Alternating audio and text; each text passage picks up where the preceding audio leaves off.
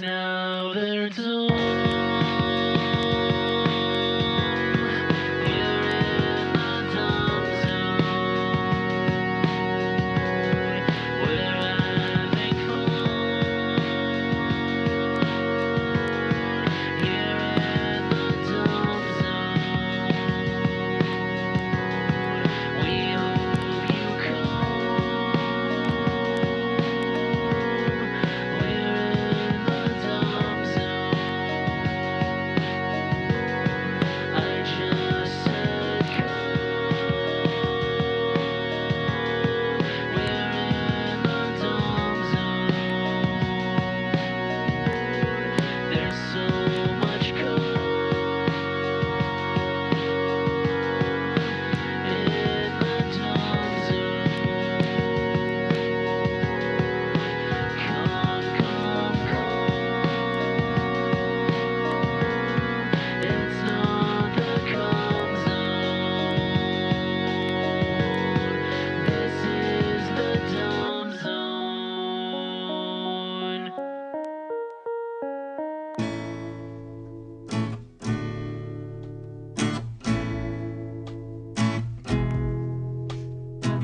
Dragonton Productions, bringing you some dumb shit.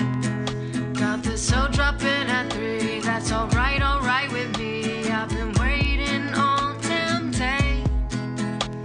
Is Sinbad still a thing? Where's my Cajun seasoning? You know it's life to tape.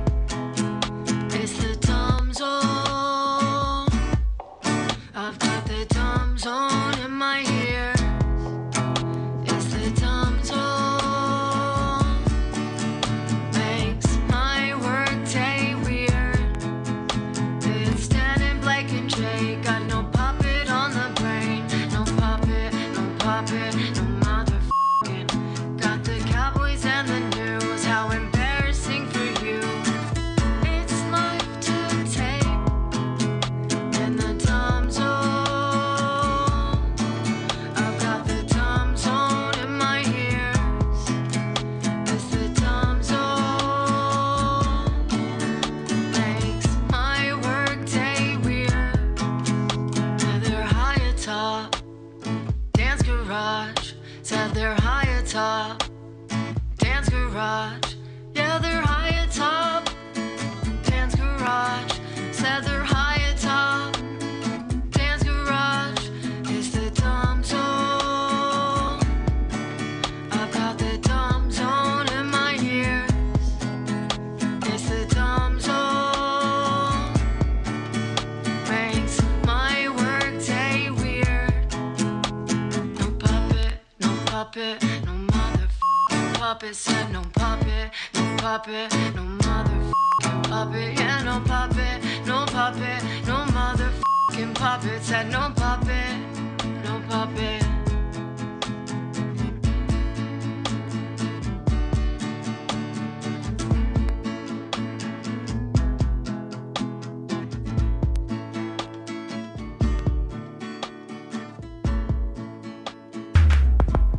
What does Blake do?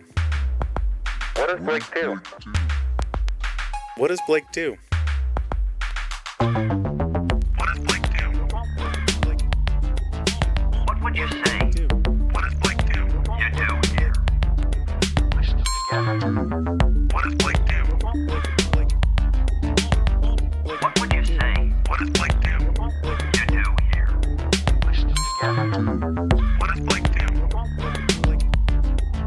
What would you say? What does Blake do? You do here. Listen together.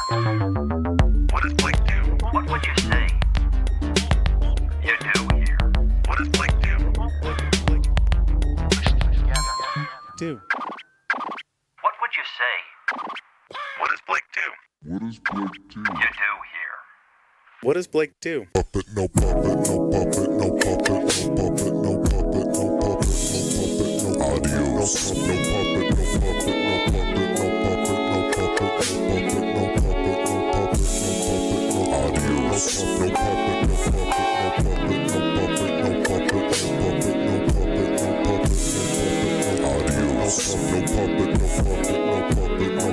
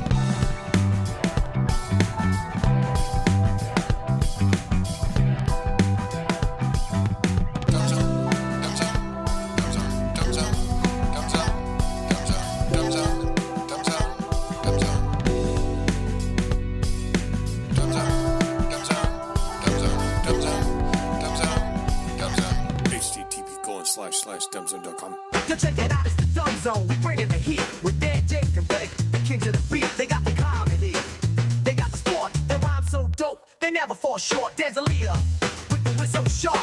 The cracking jokes, ooh, your funny dog Jake Peter Joker. Always bringing laughter with the silly antics. Nothing else matters. And don't forget about Blake, the sports guru.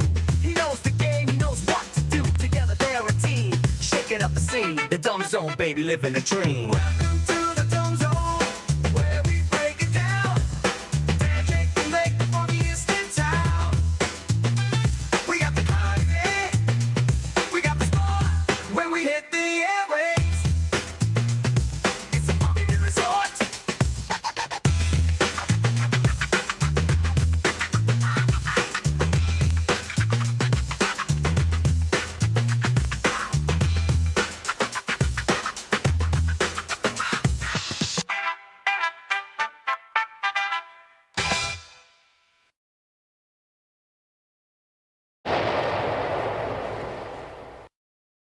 This is for you new people.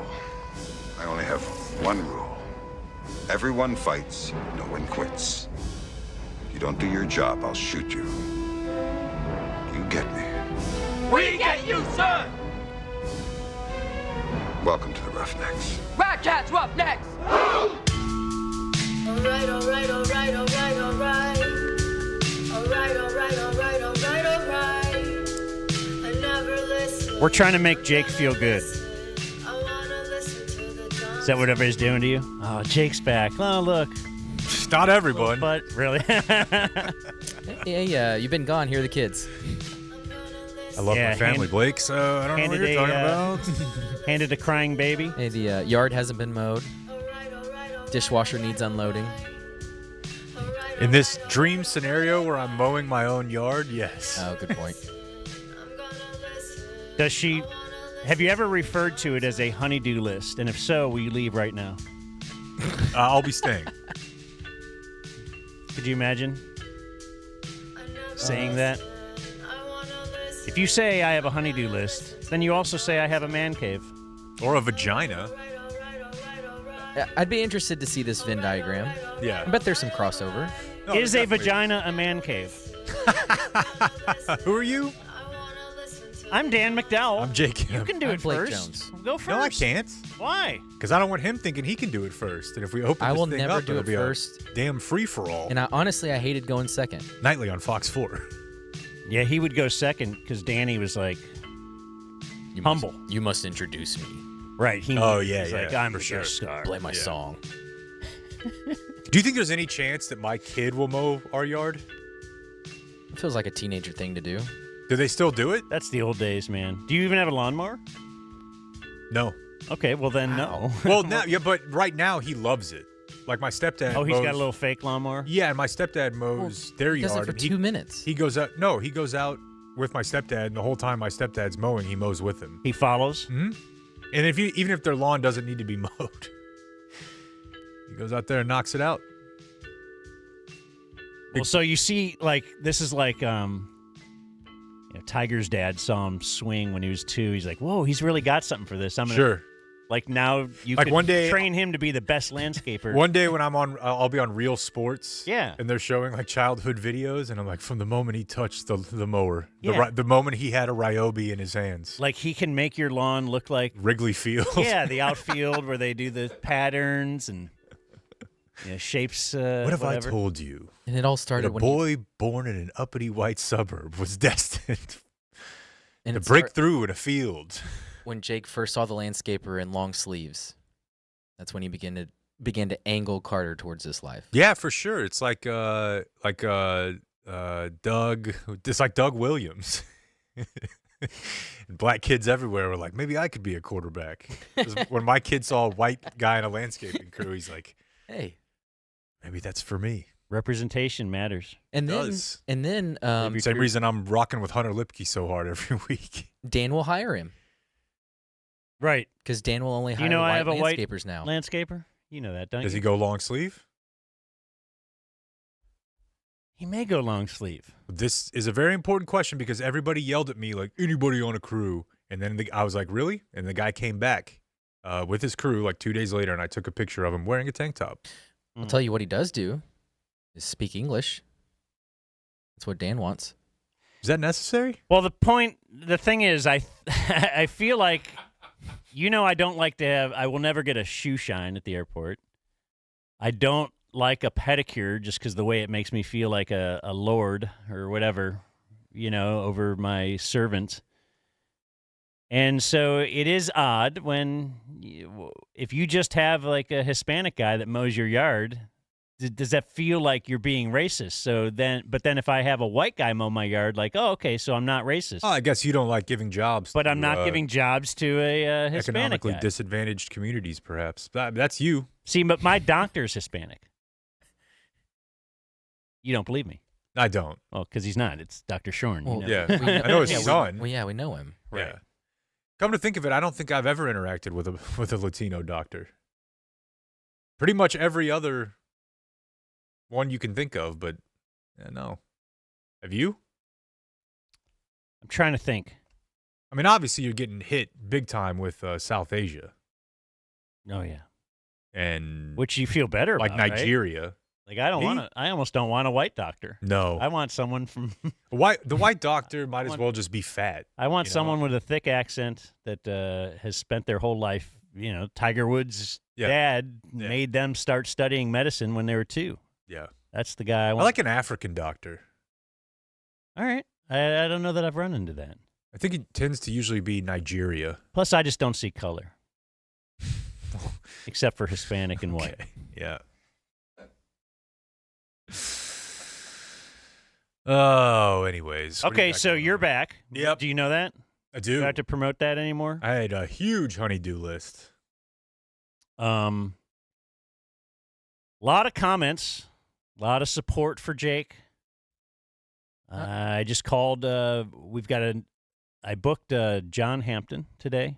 He's the former SMU player, former SMU play-by-play or color commentator, and he's going to join us in the Den this Sunday for our second consecutive week of football stream. I just want everyone to know the level of sacrifice that I'm willing to go to. Hadn't played a flag game in like 2 months, and I'll be missing a game to be there with you boys. Oh, you'll miss another game? Yeah. Damn. What's one more? Well, their record must be atrocious. Yep. They Since did you lose haven't. once. They did. Really? With They you only had not 7 there. people. See, that's what he is. He's a person. That's what I'm saying. That's how I started playing in the first place. I saw them with 7 guys and thought, that sucks. You need an 8th. And they didn't even think of calling me. No, I don't think that they did. That's too bad. But I'll be there Sunday. You don't live have stream. to be, man. You can show up late or do whatever. If you promise not to make a huge deal out of it for the 30 minutes I'm not there. You know us. We would never do that. This is terrible. Anyway, Was there any support for us? I called John Hampton. That's the thing. And I called John Hampton. He's like, oh, so glad to hear, so proud of Jake, blah, blah, blah, blah, all okay. this kind of stuff. I'm like, well, what about me and Blake? We stayed back and worked. You should be proud of us. And then he's like, no, I'm not. I'm not proud of you guys at all. What is your hat? Is this a politics hat? The Moose Party, Oh, okay. the Dumb Zone. Yeah, I someone. didn't know we had introduced. Was that Travis? Yeah, your good friend Travis made it. I like for it. us. I like it. But I was going to say though, who knew? Because I've been reading the comments. Yeah. He's still doing that. You I need read to the go to comments on treatment for yesterday's that. Epi. Who knew we had so many dirty drunks as listeners? Because they were like, oh yeah, I went through this, or my brother went. Like, it feels like it's a very. I don't know if you were thinking, oh man, I don't want to do this because nobody will identify with it. I feel like a lot of people are identifying with this. Like no one's identifying with me and my white landscaper. Everybody's like, oh yeah, Jake totally knows somebody. This guy. Like, have you felt that? Do you? Yeah, and I mean, I kind of had a suspicion of that, but because I went to that group thing last year, and like I told you, that was a pretty well-to-do, business successful Yeah. group of people. But yeah, I mean, there's definitely a lot of people I heard from. But you didn't know that. You were surprised. Oh to see yeah, that. super surprised. So that's the thing. Yeah, Somebody super that is surprised. in public Yeah, saying that this is a thing and I did it. I don't Yeah. know. Maybe it's like a society question about drinking culture. There's got to be some deep stuff we could talk about with this. No doubt, yeah. I mean, and I heard from people that we know, I would say at least half a dozen that I know pretty well that I did not know they had gone. Sometime like in the last few years, they had taken a month themselves. Really? Yeah. I didn't know that. There was wild speculation online Yeah. when you were gone, and we did not encourage that at all. However, it did happen. Yeah, my wife told me. What did she tell you? I don't know. Like, I have What not. did that lying horse say about I know. us? It's insane.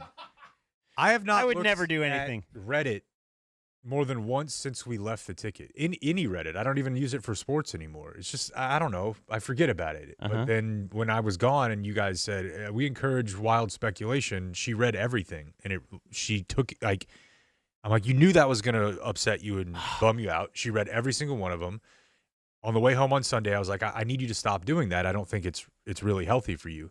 And then so yesterday she was asking me, hey, I heard the show. She's like, Reddit was really positive about it. And I was like, you idiot. This is why you only make 7 cents on the dime or whatever. 70 cents on the dollar. I got to do everything. Well, Rob reads Reddit. Boy, for a guy who doesn't really like criticism, the amount of Rob diving into what everybody has to say on Oh, my gosh. That's the thing. Well, he's trying to develop a thick skin. He's got his ear to the street. Yeah. Well, no, he forwarded me on the top 40 Reddit reasons why Jake was gone. What? Yeah, I've got it right here. Please tell me we can make this like a top 3. Yeah, because we can't listen in 2 times speed. Yeah, right? Right now. Well, we have gender reassignment. That's original. That may have been our fault. Locked away in Aaron Rodgers' ayahuasca sensory deprivation chamber. Moving back into remodeled home. That's not fun. When's that happening? We can start moving stuff here pretty soon, but my little wrench in what's saying am I searching for? Throw a wrench into our plans? Yeah. My wife's going to China for like 11, 12 days in November for work. Whoa, really? That's going to slow things down a bit. Hmm. It's going to be dope, though. I'm very excited for you to see it. Okay, what's next? Here's a good one. Getting veneers. I wonder Smile. how long... No, it's still bad. Oh. I wonder how long you got to be down for that. Because I got to tell you, I was thinking about it a lot while I was gone because, as we'll talk about later, I got a lot of ESPN's Get Up with Mike Greenberg in my life over the last month, and Rex Ryan's are freaking insane, man. Yeah. Like, they're too big. His Yeah. veneers are too big. Like, I think Steve-O got some oversized chompers. It's risky, apparently. Do you still want them? Yeah, I do, kind of. I do kind of too. Yeah. Avoiding the switch to Substack. He was just against Substack. Hey, we did that while you were gone. Can we hit a quick 20? Were people, was this in a comedic vein or an attempt at such? Because none of these are funny at all. Maybe leave that to the professionals. Arraigned in the Puff Daddy affair. Did you hear he had tunnels? Oh, no, that got debunked, I think. Oh. But I wanted to believe it. That was a big story. The day that they gave us our phones on Saturday, when I was at treatment, nobody had a phone, or some people had it the week before on Saturday if they had been there a while. But someone saw a TikTok that at one of P. Diddy's homes, he had dug a tunnel that, or somebody did, that actually connected him to Michael Jackson's home. And I was like, holy shit, man, how am I missing this on the outside? So one of the first things I did when I got home was Google it. And it was one of those, is it true internet websites? And it's like scroll, false. I'm like, damn it. Yeah, it was a big news for the junkies, me and the junkies, of which I am one, on Saturday. Since our last shows were in Cleveland. Yeah. Eloped with Rose. Yeah, Rose is a nice piece, but she's got nothing on your mom. Oh. You could take them both. If you could handle them both. Unlikely. Touring dumpsters behind cheesecake factories across America. Do this or what? Crushed Like a Walnut by Cameron Brink. You would be so lucky. I know, right? Come on. Sit Down to Pee and Never Got Up. Walker told him he had AIDS. Who are the funny ones? I'm trying to find one. Filming a cameo in Happy Gilmore 2. Yeah. The people love Happy Gilmore 2. Are you ready to admit? I've already done it. Was he not here? I don't know. I know that Danny might have been in for that one, but yeah, it's mea culpa. Married Charlotte Jones Anderson. Again. I'd get into a throuple with Charlotte and whatever Sultan of Saudi Arabia she's married to now. Yeah. But those weren't true. And according to Jake, sorry, Reddit, they weren't funny. Well, I'll turn it over to you. What do you mean? Which one did you think was the funniest? Oh, I thought they were all hilarious. Rob sent me these, and I couldn't finish reading the list because I was like, just tears. Stitches? Yeah, now I've read it like 7 times, so that's why I was able to get through it like a professional. For sure.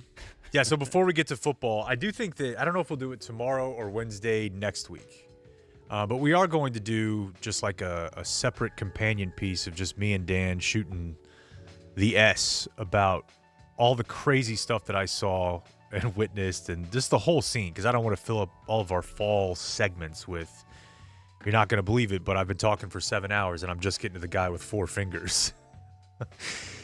That's something my wife said to me on the way home the other day. There's a guy there with 4 fingers? On one hand, and he was awesome. So no thumb? He was missing, I want to say, his ring finger. Oh, okay. Like it was a permanent shocker, I think. All right. Yeah. Did he like that bit? He was extremely intelligent, bright dude, but kind of had a Chris Farley affect to him. He was from Arkansas. He was a big, burly guy. Had a big, gruff voice, and yeah, he had the 4 fingers or half a finger on one. But yeah, she was like, "How are we just getting to this guy? We've been talking for 4.5 hours." And I don't really know where to start, but I'll give you one small taste of something that happened after I'd been there for 6 or 7 days.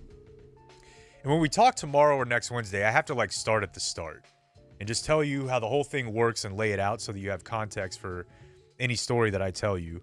So the first thing I'll tell you is that my roommate, which I touched on yesterday, he was my roommate at the beginning when they make you have 2 roommates. He was my roommate when we moved, which was awesome. I did not want to lose him. Little guy, Latino guy, very gay, very effeminate, but also like a real badass. Had done a lot of time, full body tattoos, was routinely he'd been in prison, so he knew how to get people to give him things that he wanted that we weren't supposed to have. Okay. Like Red in Shawshank? Yeah. Get And you things? I asked him, although I don't really know that he understood what I was telling him. I asked him when I was leaving, I was like, "Yo, Eddie," and he's the only one I'll use his name. I was like, I got this show, and I'm going to kind of tell stories about this. And I'm going to kind of tell him, stuff that we had going on here. And he was like, "I don't give a fuck." Just stuff like, for example, you're supposed to have to walk up to the admin building if you want to do laundry. There's a separate building down. They have like a basketball goal, pavilion, played ball a couple times, and a little room with washing machines and dryers. You're supposed to have to go up and ask for a laundry pod and a dryer sheet every time. They don't want you to have them, but we had probably 40 of each at all times. Why, can you sniff those or something? I think they just didn't want you to lose them, or I don't know, but you weren't supposed to have them. We always had one. He had an iron within the first 3 days somehow, because he ironed his clothes. He would lay them out and iron his clothes every day. Somehow he had acquired an iron. When I got there, I had bought a sound machine on the way down because I can't use my phone for an app. So I bought one on the way down at Target. For sleeping? Yeah, and I went to go pick it. They didn't give it back to me after they gave me back all my stuff. And so I went up there and I'm like, I had this the sound machine. It's unopened, because they were real big on everything has to be unopened. And I was like, I got this thing, and they said, you can't have that unless there's a medical reason. I'm like I need to sleep?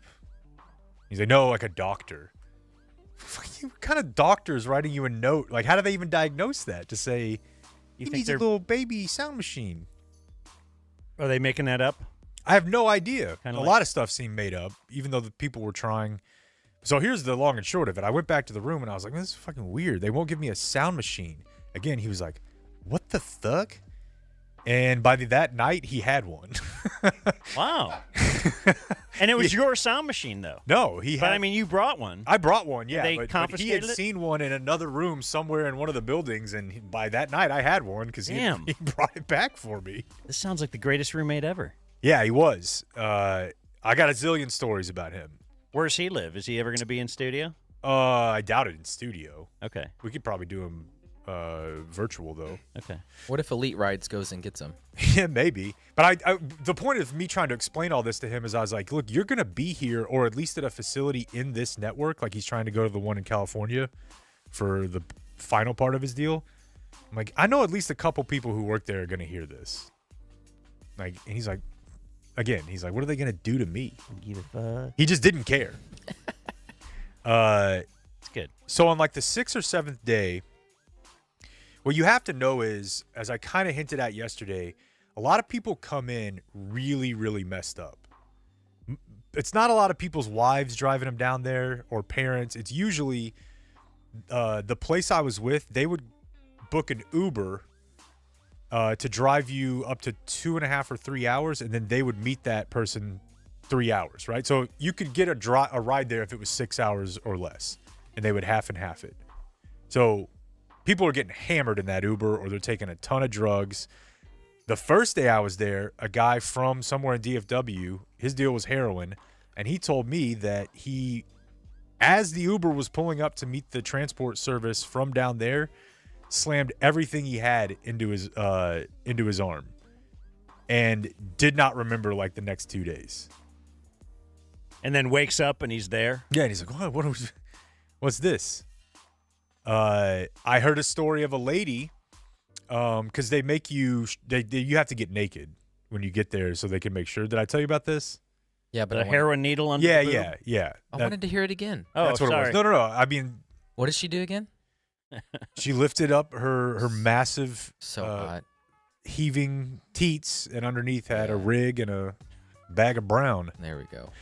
And so people so she get was there. wishing she had shot that into her arm. Right, like the other guy. So people get there, and a lot of times, even if it's just Because alcohol, they don't let you just take a little shot before. Nah, Hey, I don't think so. I just found it. You think she's doing missionary, Dan?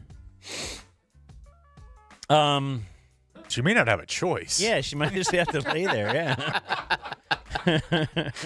I mean, But she'd be willing to do more. yeah. So people get there, and they're a lot of times they're really messed up, and not everybody. Maybe it's half, because the other half have already come from the hospital and they're on the way. But people will get there, and you'd see them, like I said, like fall out of the van or like be stumbling around. And there's other thing to notice: there's no security there, which is really weird. You know, there's the people, the staff, like I said, which are mostly female, who are responsible for getting you, like, hey, you got to get out of your room and go to class. We're gonna lock the door, or I got to make sure that So you no showed one up there at is lunch. there by order of the courts or whatever. Lots of people, Oh, at least a third. okay. Then you would think they would have security Yeah. because you could. And also the people that are showing up that don't really know what's going on. Maybe they're sober, they're fine, but when they show up 25 drinks in or tons of pills in and they're like disassociating, there's no security guard there. I don't think there was a gun there. I don't think there was a taser. So 6-7 days in, I'm in my room after lunch. Like I said, they'd give you an hour and a half for lunch. I ate in maybe 5 minutes and would go back to my room and make sure I was up on McAfee. And I'm down in the room, and I'm in there with Eddie. Our third roommate at the time was not there. And, let me back up a little bit. So a guy got there that morning. He was a big boy. He was probably 6'3", 260. And he had like pink hair, and he got out of the van, and it was clear like this guy's not in the world right now. You know what I mean? He was out of it. And then he just sits down at the table where everybody's sitting and smoking cigarettes, and everybody there is obviously sober. And it's just this guy's just in gin pop now, and he's like, "Ugh, I need a cigarette." And everybody's just kind of laughing, like, "Yeah, we know what it's like, dude, but just chill out. I need a cigarette, I need a cigarette." And of course they have him wearing scrubs because they're worried you're going to throw up everywhere. Okay. So it was time for everybody to go to their first thing, which is, I think this one was or maybe it was second thing at 10:30. For me, one of the men's groups. It's time to walk over to the shed type thing. It's a big, huge shed where they had the gym. It's insulated. They had air conditioning. And for the ladies, it was time to go to class. Well, back by where we went to class in the back, there was a like water feature, like a pond type, very small pond type thing with a little like waterfall. There's a flower beds and a stone. And I don't know what happened because I was in the gym at this point. We had not started working out yet, but somebody who was coming in at the last minute had the door open and we could hear all this yelling. And the dude who was running our gym class was like, whatever it is, we don't need to be involved in it. Get in here, shut the door. So we come to find out as soon as we get out, everybody wants to know what happened. Pond guy, as I started to call him, had gotten real mad about something and made a beeline for that water feature and just got in and was like, I'm hot. I'm burning. And of course he's wearing scrubs, so when he stands up out of it, he's just completely dick out. Okay. Like they just fell off of him. In front of all the ladies who were just getting out or just walking to class. I missed this because I was in the gym. So now it's time to go to lunch. The room is abuzz. Palpable excitement over what just happened. And we're like, they probably just took him to the hospital or something. They did not. So an hour and about 10 minutes has passed since Pond Guy returned home to the pond. And now he's just walking into the lunchroom. Just like whatever. Yeah, and just sits down at like the main table where all the people who had been there for 3 weeks, like the cool kids were sitting. Now wait, he's not wasted at this point. Oh, I don't think it was alcohol. Okay, he was still. Oh, dude. Okay. I can promise you he doesn't remember any of this. All right. And he just goes and sits down. New scrubs. And like a couple of the girls that were sitting there like kind of got up and uncomfortably walked away. And apparently he had been asking them, I want to hear your vape. I want to hear your vape. And they're like, get away from me. So I eat. And last I saw, he was in the lunchroom. I eat. Eddie and I are back in the room. And everyone else is up where you eat. There's a huge like wraparound porch up there. And people would just sit there and smoke cigarettes, shoot the shit. There's a cornhole out there. There's a ping pong. People would just do stuff like that during lunch. I would just go back to my room. Now, it's important to note that my room, the building I was in, my room was about, I would say, 75 yards directly across from the lunchroom. There's just a pathway right out my front door up to the big, huge lodge where the lunchroom is, okay? I'm in my room. I got the blinds like sort of open, writing and watching McAfee, and I start seeing all these people running by my door. The doors go to the external. You know what I mean? And I'm like, oh, shit. So we get up, and I open up the door because I can hear it, too. And I open up the door and go out there, and Pond Guy and a young black guy who's probably 19 and I'm pretty sure autistic, real shy, but he'd only been there like 2 days, but he was a sweetheart of a guy. And what'd you call him? We'll call him K because his name started with a K. And I opened the door, and he's probably like 6'3", 170. And I opened the door, and probably 20 feet from my door, over by where people park when they get there, K is giving Pond Guy the ultimate work. They're on their feet boxing, just beating the shit out of each other. Little tiny K. He was skinny, but he was tall, and he was bean pole for sure. Good reach. But he also had clearly been boxing, or at least he seemed like he could box. He was definitely had been in a fight. Because Pond Guy is out of control. Pond Guy's out of control, but that's the There's problem. no security. And it's mostly K is female. taking it upon himself. It's mostly female staff too. Wait, K's not staff. No, he just got there a couple days before. Real quiet to himself, kid. But how close were you in getting involved in any of it? Well, so here's the thing. I didn't know the rules. I'm like, is someone, because like, would they kick me out? Most fist fights that I've been in or seen, they last like 10 seconds. Yeah. A prison fight might go for 25 seconds. We're at 30 seconds, and these guys are still trading punches. Okay. And there's all these staff members there, mostly or all female, that are kind of like, guys, stop. Guys, stop. And then, people are rushing down from like the therapy building, counselors, all women, or almost all women. How close are you to it? Like, are you close enough that you could go get in the mix? Yeah, dude, like I said, it was like 20 to 30 feet. It was basically outside my door. and they're just giving each other the work. At this point, Pond Guy's face is super bloody, but Pond Guy, he ain't stopping.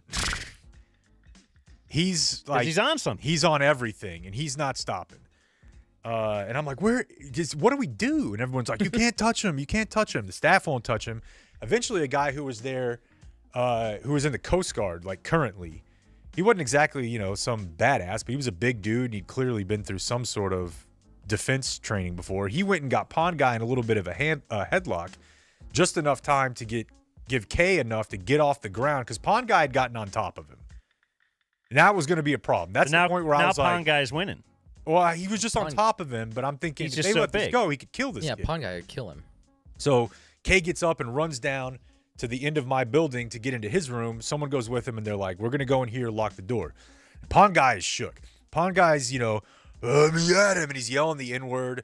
Whoa. Oh, yeah. You think he has a filter? By the way, I'm pretty sure if you've been to prison, even if you're white, and you're not like a Aryan Brotherhood type, you can use the He has clearance? Yeah. Okay. I don't know if he did or not, but I learned over time that if you're Latino, 100% full go. If you're white and you've been in prison with them and you're not with black people, that sounded really bad. And you're not like a white power gang, N-word flies with no hesitation. Okay, but white power guy can't use it. Don't think so. Did you ask will. if they would kick him out for fighting when he just told you he was butt-ass naked in a water fountain? Well, I think he meant kick me out. Oh. Right? Like if I You jumped asked if in, they'd yeah, kick that him was the out. worries. They were like, you're going to go to jail afterward. Like voluntary, you're there voluntarily. Yeah, Right. so Kay is safe now, but Pond Guy, he doesn't know the fight is over. And in the row of doors, let's say that there's like 7 of them in this little lodge setting. Kay's on the far left door, like as far away from Pond Guy he can get, but I'm right in the middle. And right next to me is the nursing building. Or not nursing building, but the nursing door, where they had just converted one of the rooms, like we were staying into, a nursing thing. Well, I don't think this guy knew which door he was going after, but he thought he was going after Kay's door. And he, in like 4 full-on, shoulder throws into it, breaks the door down to nursing. And there's like, Wow. 4 nurses in there. I guess he I thought that was realized just that a TV thing. wasn't what he was looking for. So he goes to the door next to it, which is mine. Oh, no. And I'm in there with Eddie, and he starts trying. I'd already locked the door. They tell you not to lock your door ever, but I'm like, come on. We're locking the door, dude. This guy's on a mission. So we lock the door. He tries to open the door a couple times, and he can hear our TV, and maybe we were kind of like talking a little bit, like, what the fuck is going on? And he's like, I can hear him in there. I can hear him. I'm getting in there. At this point, go back inside our room. Eddie is holding his iron. Okay. I picked up a lamp, like a super ornate lamp too. Like it was really big. And he's like, I hear him in there. Let me in there. Now, right next to the door is a window. He starts punching the window. Oh. And I'm like, this is breaking. And he punched it 3 times and it didn't break. So they must have some sort of reinforced glass there or something, right? Because after his 3rd punch, he cashes out. And he just kind of leans up with his back to the window and just slumps down and puts his head down. And now, if I open my blinds, this kid is literally, back of his head is against my window. And they're like, just calm down, just calm down. And he's like, oh, I'm not safe with him here. And also the whole time he was trying to get into our room and banging on the window, Eddie, again, who's been in prison, been in a lot of prison fights, just goes, let it all out, big boy. Let it out. I was like, shut up, dude. I'm scared. And how did this guy end up being as a guy? So I never saw him again. Oh. I believe he There's that and many people Kay there that you could left with what you're going to come to learn about addiction treatment, Dan, is they're not exactly wanting for clients. Turns out this is a pretty big problem in America. Okay, yeah, So that's they need to kick what I was somebody saying. out. All the people. That's why everybody reaching out who saying- would be like, we're just dollar signs to them. I'm like, yeah, maybe, but you notice how there's like 6 people getting here a day? So it's like, if you Or don't maybe go, 3 a someone day, else but will. and Yeah. a lot of them don't stick. But yeah, they're not like out there having to prospect for clients. I think it's It's kind of like drug dealers. yeah. You're not really. You Yeah. don't have to advertise. Kind of a built-in customer base. But so The next thing Pond Guy did, this is the last thing, was he kind of like rolled over and then he threw up for like 3 straight minutes. And it was like a big guy throw up and a drug throw up, and a fight throw up. He had all 3 of the worst type of throw ups. And he's still kind of all wet. He changed scrubs from the But he pond. was fighting. Okay, in But he scrubs. was Wiener not fighting in exposed. scrubs, yeah. And he was covered in blood. And Jeez. and I thought they were. So now we're about 10 minutes after class should have started. Everyone else, by the way, is up there where I told you they smoke, with like a line of staff members blocking them from getting involved. Because they're watching all this. They're not close like I am, but they're seeing everything. And they're, there's a bunch of guys that are like, let me get down there and stop this, because nobody is. And so now we're past the time that class should have started. And a dude there came in to our room like 10 minutes after we should have been there. And they were like, you ready to go to group? And I thought he was kidding. I was like, no, dude, I'm sitting the next class out. Like, this is not good. I'm traumatized. Nah, dude, that's just Tuesday morning. And he was like, nah. He's like, you need to go. I literally had to step over this dude's feet to go to my class because he had laid down in front of my door. Never to be seen again. The Man. legend of Pond Guy. And people were pissed, dude. Like that afternoon, the inmates were restless. At what?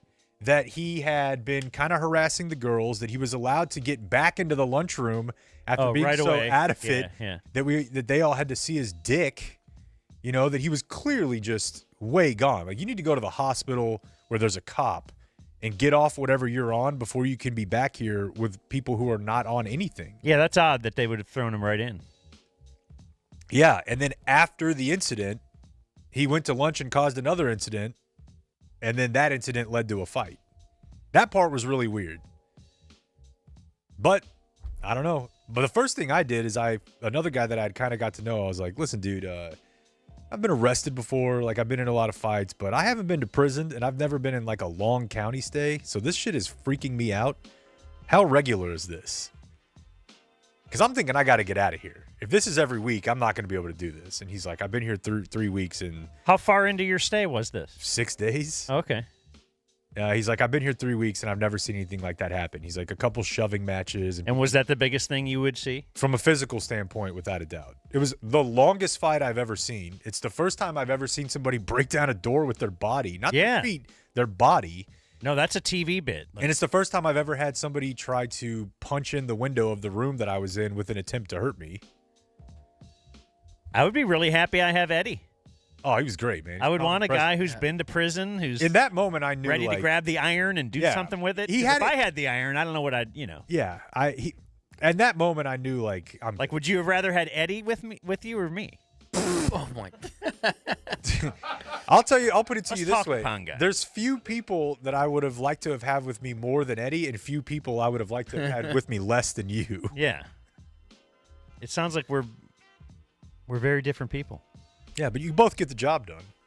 So shout out to you, Pond Guy, if you're a Patreon subscriber. Yeah. Wonder if Pong Guy remembers any of that. I honestly No don't way. think so. Yeah. I honestly don't think so. So we have a lot of sports to get to today. Hell yeah. Shout out to Kay too. He gave him. Shout out to Kay. He gave Sounded him. like he whipped some ass. So you business. interacted with Kay afterwards. I Or never out- saw him again. Oh, you never saw him again? No. Okay. I believe if they arrest you, or I don't know that he was charged with anything. I don't really know the backstory of how it started. There were 10 different stories about it, but I did learn that he was not the aggressor until he got hit. Yeah. Then he was pretty aggressive about it. Yeah. But before we do any sports, I have failed to recognize we do have a couple sit-ins here in our DZTV studios. Heck yeah. We have Will.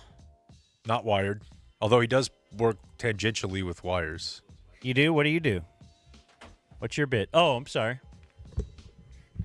I sell hotel rooms. So Sell hotel rooms. yeah, I just thought he was like computer guy, just like his friend. in a previous life, Yeah. I've done IT support. But Okay. And Eric. I work for a software company selling software. Couple big brains, big computer nerds. Jake, we all just have computers and have to solve them, the issues, because our IT doesn't help either. Were Okay, you a because big your fan of, computer's messed up, and then they chimed in, and so you just thought they were kind of experts. Were you a big fan of Nick Burns, your company's computer guy? Danny remembers. It's a great SNL sketch. By the way, SNL, I'm ready to say it's back. Good episode. Yeah. Really Get Nate good episode. Bargatze on every week, and you're probably going to have a good episode. I like the George Washington reboot. Yeah, I don't mind if they do that every time he's on. Yeah. I know that I felt like he probably was like, I don't want to do this. You know what I mean? When you do something really funny and everyone's like, do that. Yeah, but I don't know. That's a It's a good bit. That's a great recurring bit. Will lives in London. Oh, really? Yeah. How far is that from Paris? So Jake hates him. No, he's an American. 2 hours on a train. Why'd you move there? I followed a job over there 12 years ago and kind of never left. Are you a big soccer guy? Not really. Okay, that's interesting. Enough, but it's water cooler talk, right? Like you have to follow along. You have to know what's going You on. got to know what's going on, but yeah, no, it's. How's Jamie Vardy doing? What a call out. I don't know how. You know he's who that doing is? for Leicester. Yeah, Dan Why got on really earth? into Leicester that year. Okay, okay, that makes a lot more sense. That's a deep cut. Really into means I said Jamie Vardy's name a few times. Not That's a his- few. Anytime soccer came up. Well, yeah. And we were My working with neighbor's Bob. from England. Yeah. Oh, yeah. I wanted to impress Bob. That's what we all wanted to do Sure. in life. Eric, where do you live? I live in Portland, Okay. Oregon, the other Portland. He went to college in Australia, now lives in Portland. Little grad school in Australia. And was listening to Why Today Doesn't Suck every day, riding the train to work. And So you listen to us in Portland? yeah, regularly. And wherever I go, honestly, I've taken you guys all over the world. Grad school in Australia, I traveled all over. I was telling Jake I was listening to the handicapping of the IJB on a bus in Macau. The GBL. Yeah, GBL handicapping with in Macau. Portuguese and Chinese as the primary languages, which I do not speak, which was a little bit of a brain twister. What's the sandwich shop in Portland? Is it called Lardo's? Yeah, Lardo's. That place That's is a good one. amazing. Yeah. What's the I gotta- donuts? The There's, bookstore? That's all I know about. There's Top Pod, Yeah, Voodoo. Pals, Voodoo Donuts, yeah. Pals is the bookstore, yeah. Voodoo's got bits. There's better donut places, but Blue Star's good. Yeah, Blue Star's the pretty one. solid. Don't they have like, chaos in the streets and Yeah, a little bit. Yeah. stuff? Bring your smoke bombs next. Yeah, I mean, they have it's the Democratic governor and mayors. It's a very, very blue state. I was looking at the. I was going to say, I thought it was a very, very blue city. Well, Because I was told when I was there that if you go. Yeah, no, I exactly know where you're gonna go. It's the I-5 corridor is very blue, so that's where 90% of the population lives. I'm gonna say probably 90 in the city itself. But then now once you get out of that, I heard it was like Dodge F 3500 with two snowmobiles in the back kind of country. But Yeah. that makes up a small percentage of the voting populace. I'm going to get up there this fall. I got a friend there, a couple friends. I guess that's a brag. I don't know. I just love it up there. I Yeah, really no, wish it's we could cool. move there Yeah, why don't we? because we don't have any balls. Yeah. Everybody else already did. Just do the same thing over true. and over. Um, Like neither one of them live here. They just synced up their trip to Dallas together so they could come be here with you. For the record, both from here. Yeah. Yeah. So back at home, but it just happened to cross over. And I was like, well, we got an opportunity here. We can't take advantage. what an opportunity What an opportunity! that you are here to see our DZTV studios at the Fox 4 building. So we had a blue mare here in Dallas, and now we don't. And that brings us to... Oh, wow. I've missed this so much. No, you haven't. I have. This hasn't come up a lot lately. He was pretty busy during SMU TCU week. Does the mayor of Portland love sports? No way. Does the mayor of England? The Probably granola. does. Or not England. You don't have a mayor of England. No, London. Sadiq Khan absolutely wants more NFL games. He wants the WWE. He wants the world. He wants everything. Like it's awesome. Is he? It's his birthday today, and I didn't put it on the list. What is Like, his who will care title? about the mayor of London? He's the mayor of London. He's the mayor of London. Yeah. I know that people were mad about it love sports. when he got elected. Yeah, Racist is what I it's- mean, but I yeah. say people. That's largely what it comes down to. But yeah, no, and London isn't really like a city. It's a collection of 32 tiny cities, and it's very English and very, very confusing. Ted Wheeler. Let's see what he's about. Mayor of Portland. So on one hand, we know him as sports mayor. Yeah. On the other hand, we know him as Twitter mayor. Well, often those things will go together. What else does he do? Besides long for sports We don't know. and tweet about nonsensical things, right? Cuts ribbons. Yeah, occasionally he'll get a big gold shovel.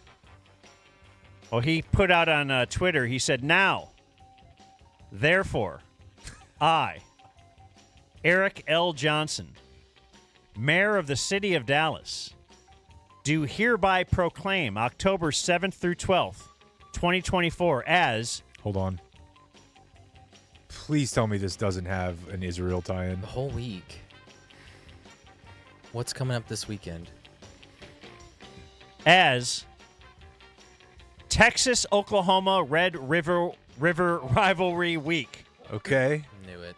In Dallas, Texas, thereby officially settling the dispute over whether Texas or Oklahoma comes first. We should have known this. So also Comedy Mayor.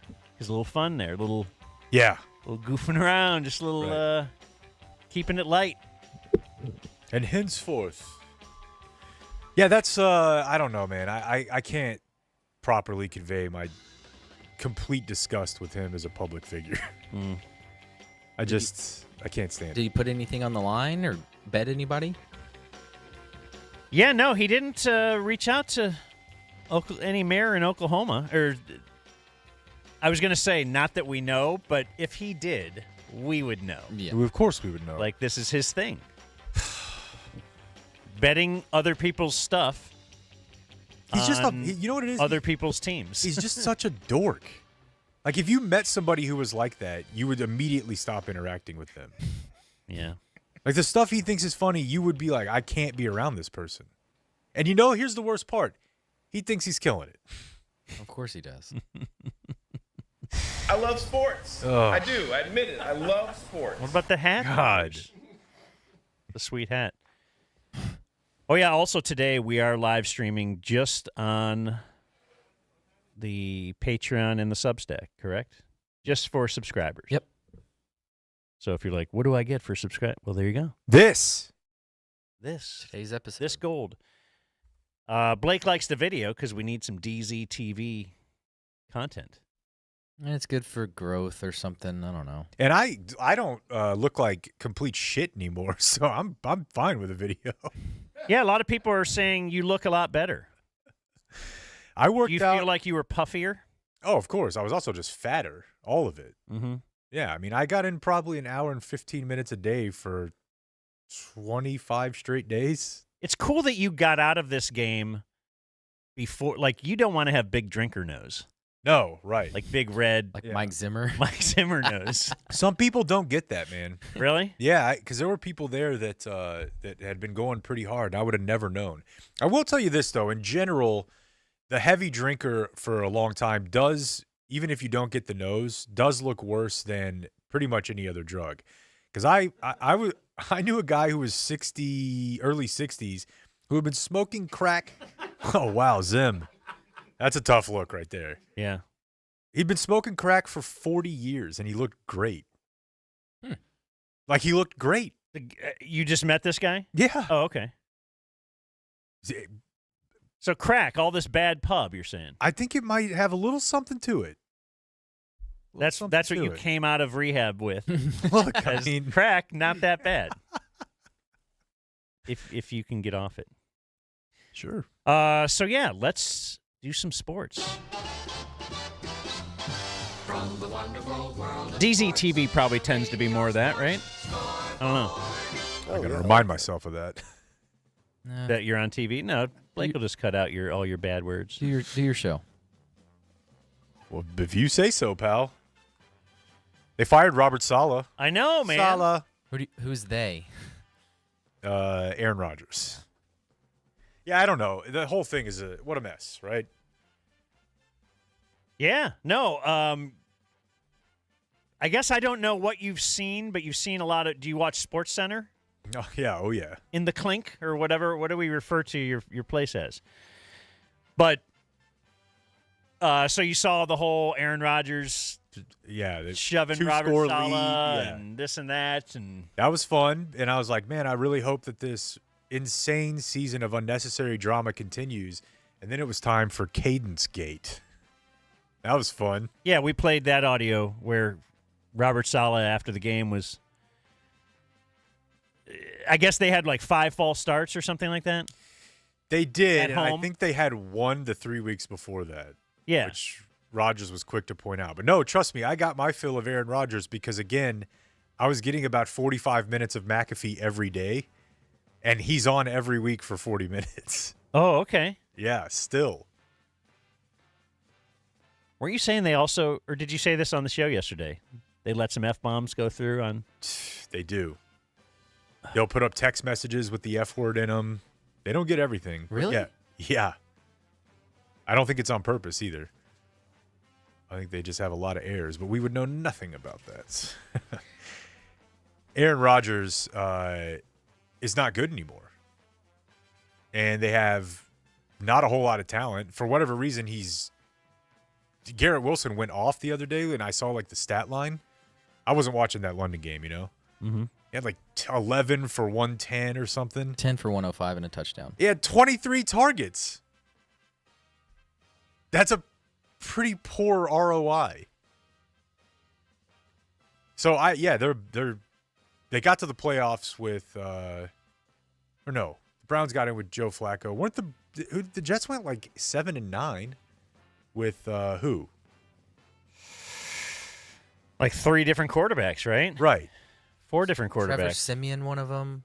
But they had a Like Aaron Rodgers' friend was one of them. The point is that everybody Tim thought, Boyle. hey, all they need is a quarterback. Right. But there was one that everyone loved. And how about instead of just a quarterback, we go get his guy, his offensive coordinator, Nathaniel Hackett.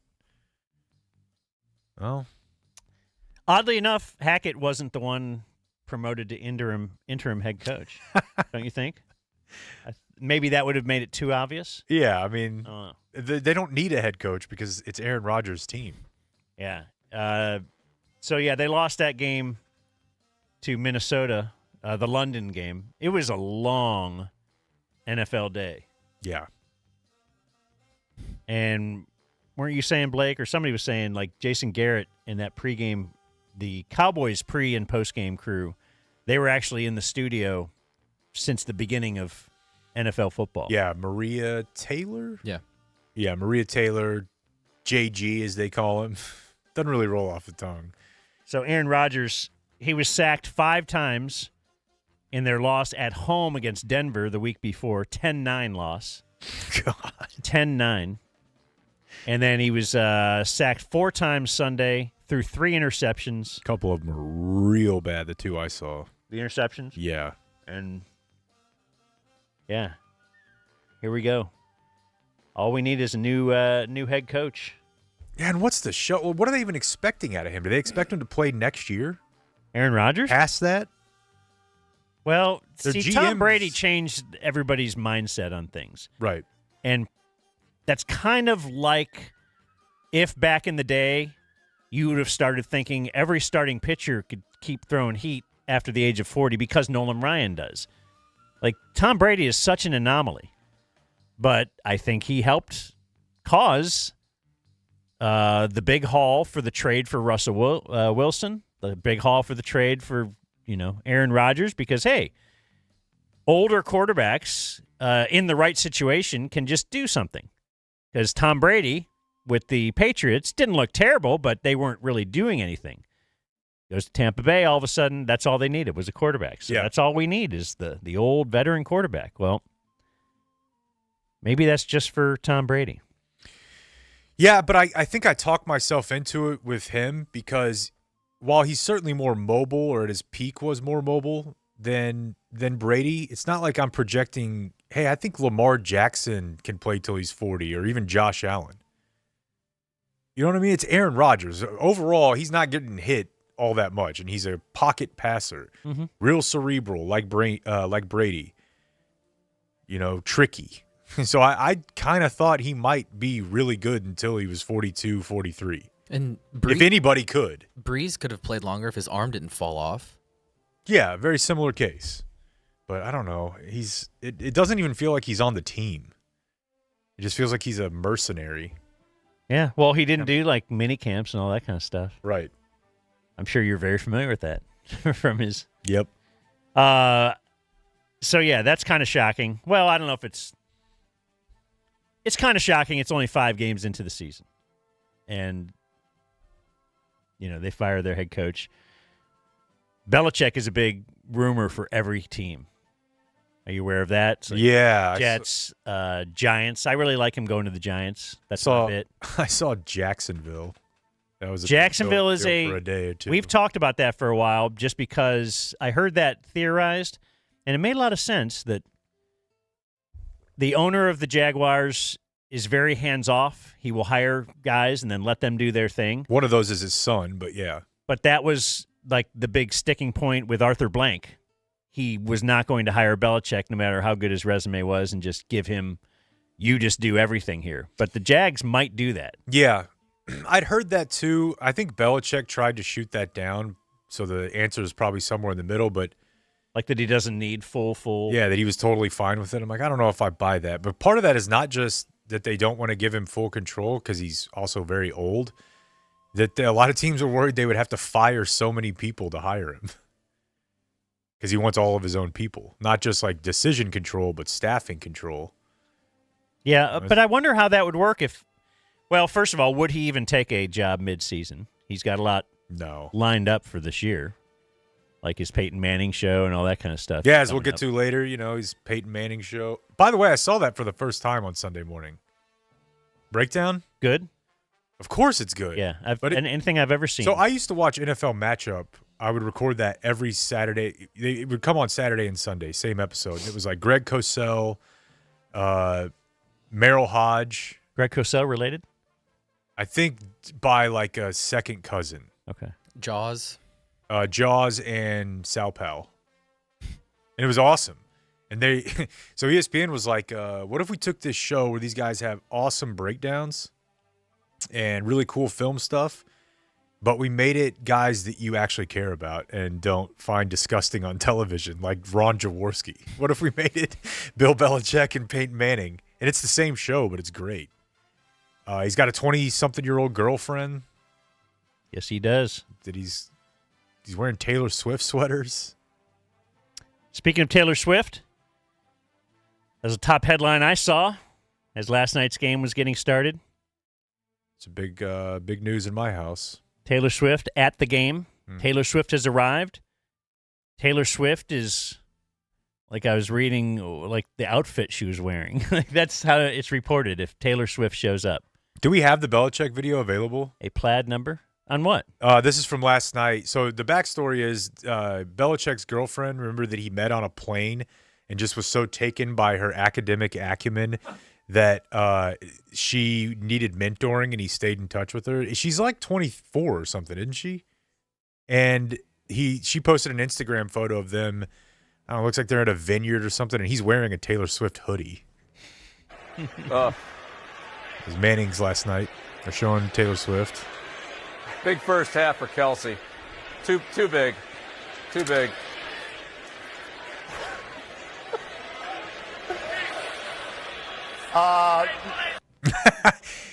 He's saying that while they're showing Taylor, so people assume that he means like, I'm tired of seeing Taylor Swift up here. So she's 24? Let's see. Because he's 72. We're looking at 40 plus no matter what. Oh, yeah. 24. I wouldn't be upset if my daughter came home with Bill Belichick. He's Bill Belichick. God, you would whip his ass so bad. Yeah. Oh, I mean, the thing I really think that's is what cool would is break that up their marriage. You were a defensive coach. And I've always said on my show. I mean, don't you think you should have more offensive coaches doing defense? Do you think? Dan. Yeah, he's got a The Eras Tour sweatshirt on in this photo. Look at that, dude. Do you think Belichick goes on walks next to lighthouses on his own? No, but I mean, honestly, dude, his last piece was maybe 20 years younger than him, and she was super hot. That's as close as he can get to a smile. They're like, Yeah, smile. he's trying. He's trying. Is this it? Yeah, no, that was a big deal in my house that Taylor Swift was there last night. That's why I was asked, is that why we want the red team to win? I was like, no, babe. It's because your dad was in a commercial with the best football player of all time, and he's on the red team. That was a fun one. The red team cost me my parlay. What was the spread? Oh. 5.5. In Arrowhead?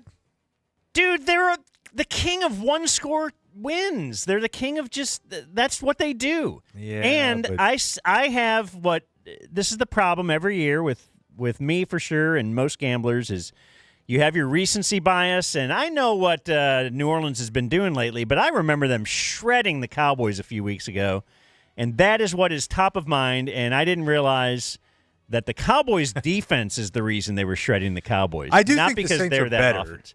And Kansas City has a pretty good defense, too. Yeah, They really very do. good. And then they can just find guys on the trash heap. Juju Smith-Schuster, huge game last night, 130 receiving yards. And, of course, fun fact from subscriber Patrick this morning, who wanted to point this out. I like this bit. Zeke has 98 yards rushing in 5 weeks.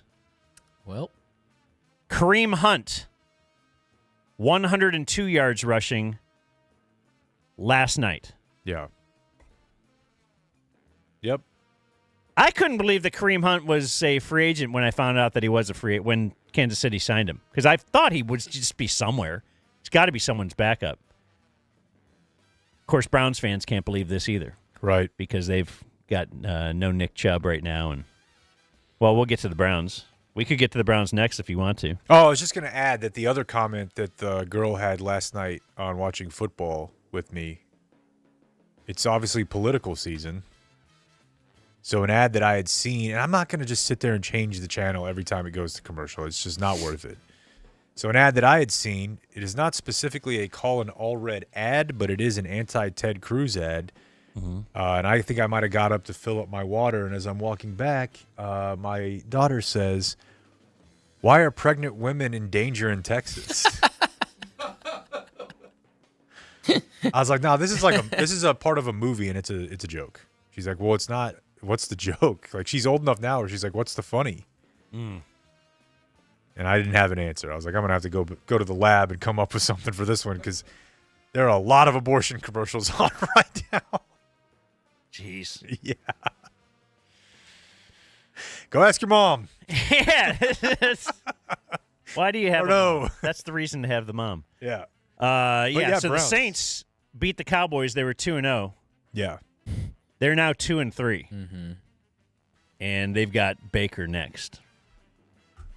And they've got Baker at the bad part of the Baker cycle for them. Yeah. Yeah. Because Baker just, lost a game. and I think now the he's- Saints. I still think the Saints are good, and yes, I do. I'm hoping you guys made plenty of Kubiak jokes while I was out. What do you mean?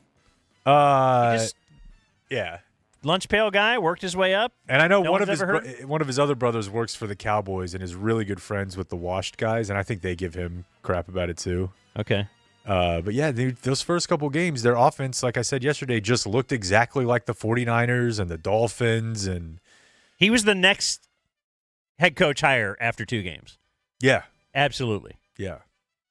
And They lost by 2 to Atlanta, and then whatever that game in Philadelphia, or where they hosted Philadelphia was, where it was, 3-0 at half. I still think they're a good team. I theorized that's why Ben Johnson started running lots of trick plays. Ben Johnson, after week 2, Lions weren't looking that great, and all of a sudden he's like, wait, I'm the hot assistant coach. Yeah. So I got to get back there. And he is. He's back there. That was badass, though, of the Chiefs last night, didn't they? They had one super poor failed trick play that put them at, 1st and 38. It was at the end towards the end of the game. And they picked it up. Eventually they got it to 3rd and 17 or whatever, and it was Kelsey over the middle pitching it. Did you see that? I don't think that's a trick play. Man, Troy kept saying, that looks like it was set up to me, because as soon as Kelsey caught the ball, I thought to myself, he's looking to get rid of that. Mahomes is pretty upset with him in the postgame. Really? Mm-hmm. Because You thought so? It looked like a rugby offload. Yes. To be really honest with you. It looked like they practiced it. Yeah, was it Kareem Hunt? P. Ryan. Yeah, P. Ryan. They have a perfect pitch relationship. And Kelsey just throws it over to him. It was awesome. They picked up a 1st and 35 plus. That's the Chiefs. So the Browns, my bad. No, we got all the games to get to if you want. The Browns are a big deal. As they just got hammered. Well, and this game's interesting to us, too, because it's Washington, Pat. I'm afraid. I'm legit. DQ. Jaden Daniels looks like the next one, although I am very worried about his slight build. Well. But they're averaging 31 points a game now. They beat Cleveland 34-13. So things couldn't be better. They are destroying for the Washington field in every sort of offensive metric, regular or advanced. Now, the theory could be Cliff Kingsbury has always had, like, good starts, it feels like. Mm-hmm. Like with Arizona, and then adjustments happen, and then Cliff Kingsbury isn't able to do that. Yeah. We'll see. But I guess, what were you saying the other day? It was like maybe that he's now just the offensive coordinator. Not that he was really paying attention to his defense in the past, but... Well, the hot OC right now is Cliff, and the hot DC is Brian Flores. So, I mean, some of these guys are just meant to be coordinators. Sure. Yeah. Deshaun Watson. Yes. What a situation. Is it okay? So the NFL doesn't usually, obviously, they don't guarantee contracts. It's first one. So it made me think. All told, is it the worst contract in the history of sports? Legitimately, all sports. Because in the NBA they have stretch provisions, right, where you can space out someone's cap hit over. I mean, I guess you could do that in the NFL by cutting them. But you could trade players, and there's salary dumps, and in baseball there's no cap. Is making somebody the first 100% guaranteed football player of all time, who's the worst quarterback in the league and has 4 more years left on his deal, the worst contract ever?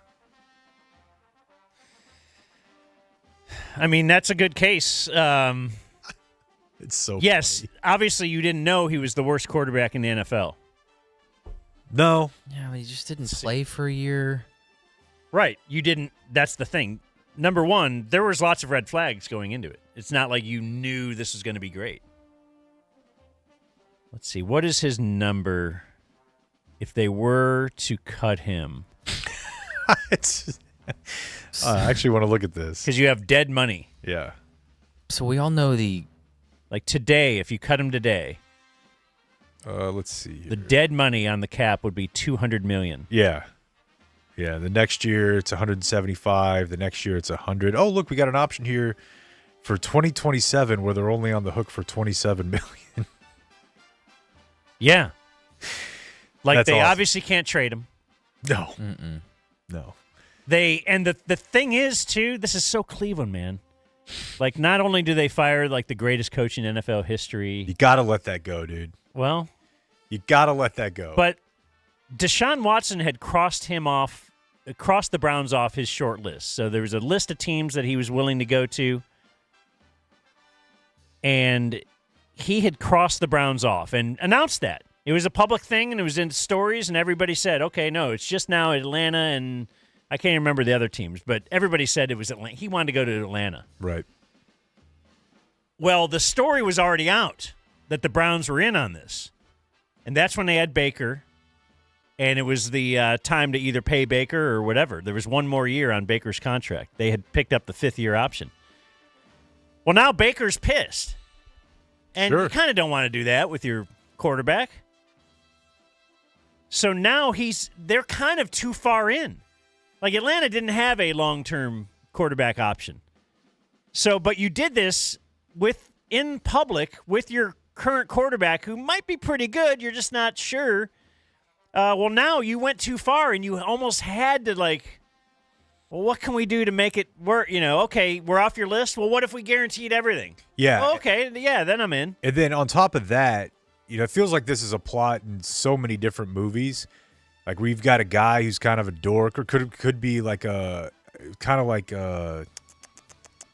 I know there's a movie where they do the makeover for the girl. I can't remember her name, but like, you're a dork, you don't have any friends, but something happens where, now you're in a band, or you like some magic thing happens where you look different. and now the girl that wouldn't talk to you is like interested. Yeah. But turns out she actually doesn't like you. She just thinks it'll make her cool. And Deshaun Watson hates living in Cleveland. Oh, my God. And doesn't want to play for the Browns. So he's like Lindsay Lohan in Mean Girls. But they were the only ones, never seen it. Tina Fey problem for me is A very small role. really? I thought she like wrote it. I don't want anything that she's her a hands teacher have in it. touched, comedy wise. That's disappointing. Women can be funny. Get over it. Some can. She's She can't. not one of them. Yeah, she can't. But yeah, if you have to guarantee 100% of a $260 million contract or 230 just to get the guy to call you back, he probably doesn't want to play there. He probably hates it there. Interestingly, you know who I think did kind of like it there and embrace it? Baker Mayfield. The guy you already had. Yeah. So I don't know. It's hilarious. Did you see? I mean, there's a million of these type of stats going around, but the one from early this morning was Deshaun. I got a bunch of them here. Okay, you go first. No, well, okay. Mine are QBR of 8.5. Oh, that's on a scale of 0 to 100, by the way. Jeez. The fourth single-digit QBR game of the year by any quarterback. The second by Deshaun Watson. All right, you're leading in something. Skylar Thompson and Bryce Young are the other ones. Oof, Ouch. that's tough. Let's see. 31st in EPA pass per play. His offense averages 14.2 points per game. That EPA per pass play. So what is that? It's basically an inside number. Yeah, but what it's doing is it's taking a stat. It's kind of like DVOA, where the advanced example I always give is if you throw for 7 yards on 3rd and 18, that's not as important as throwing for 7 yards on 3rd and 5. It's how much closer are you getting to scoring? How much is it adding expected? So you're trying to points get on a the drive. real Yeah. gauge on how well you're playing. Right. Not you don't get garbage. No, definitely not. Don't get garbage stacks. Okay. So the non-garbage stat says there's since the year 2000, 621 quarterbacks have started the first 5 games of a season. All right, it's a pretty big sample size. 621. Mm-hmm. His rank is 618. Okay. There's been 3 quarterbacks who have a worse start. Do you know who they are? No, And- but I promise you the names would be hilarious. Yeah, I don't know who they are. I don't think any of them were making $60 million a year. Okay. That's a pretty good bet. Yeah. Um, He's 25% of their cap next year. Sunday, of course, 125 yards passing. They were 1 for 13 on 3rd downs. The thing, I think it's fun when somebody emails us and tells us Zeke numbers compared to Kareem Hunt. So if you'd like to look over at Joe Flacco with Indianapolis, has not even started all the games, but has 5 touchdown passes, no interceptions, a 115 passer rating for Indianapolis. Baker Mayfield, 112 passer rating, 11 touchdowns, 2 interceptions. And then there was a controversial moment. Yeah. I think I have a video of it with audio from – is this the delay of game? Yeah, they're down 24-3 in the 3rd quarter. It's 4th and goal. And Kevin Stefanski wanted to go for it. And Deshaun Watson walked off the field. Now, this is more of a everything's effed in Cleveland right now just because it wasn't that Deshaun Watson just quit on the team. There was 12 guys in the huddle, correct? Yeah, and I think Amari Cooper noticed it. Yeah. And who, by the way, is still really good. But can't you make someone run out of bounds or – yeah, and I think it just don't we have Watson was aren't you the confused. steady hand on the helm out there? That I've never seen a less steady hand on the helm for a guy that so much is expected from ever. But you just start walking off? Yeah. Like I'm kind of pouting walking off. And Yeah, then, Stefanski's so pissed. It might not even be pissed anymore. It might be just depression. Yeah.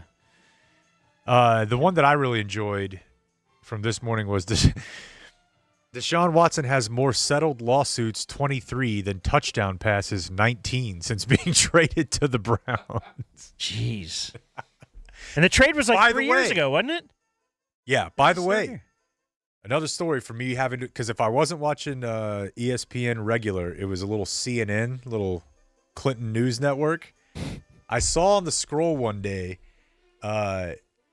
dozens, potentially hundreds more accusers to come forward with allegations against Sean Diddy Combs, according to their Houston-based attorney. And I knew that the buzzsaw was fired up. They didn't even include his name, and I knew Tank Man was after it. I heard a saw in the distance buzzing. We should pop him on. He's an old friend. I don't think he would turn us down because he might have stayed on for the whole show the one day we had him. Yeah, let's get him on to talk Diddy. Come on, Blake. Yeah. Okay. So yeah, they're screwed.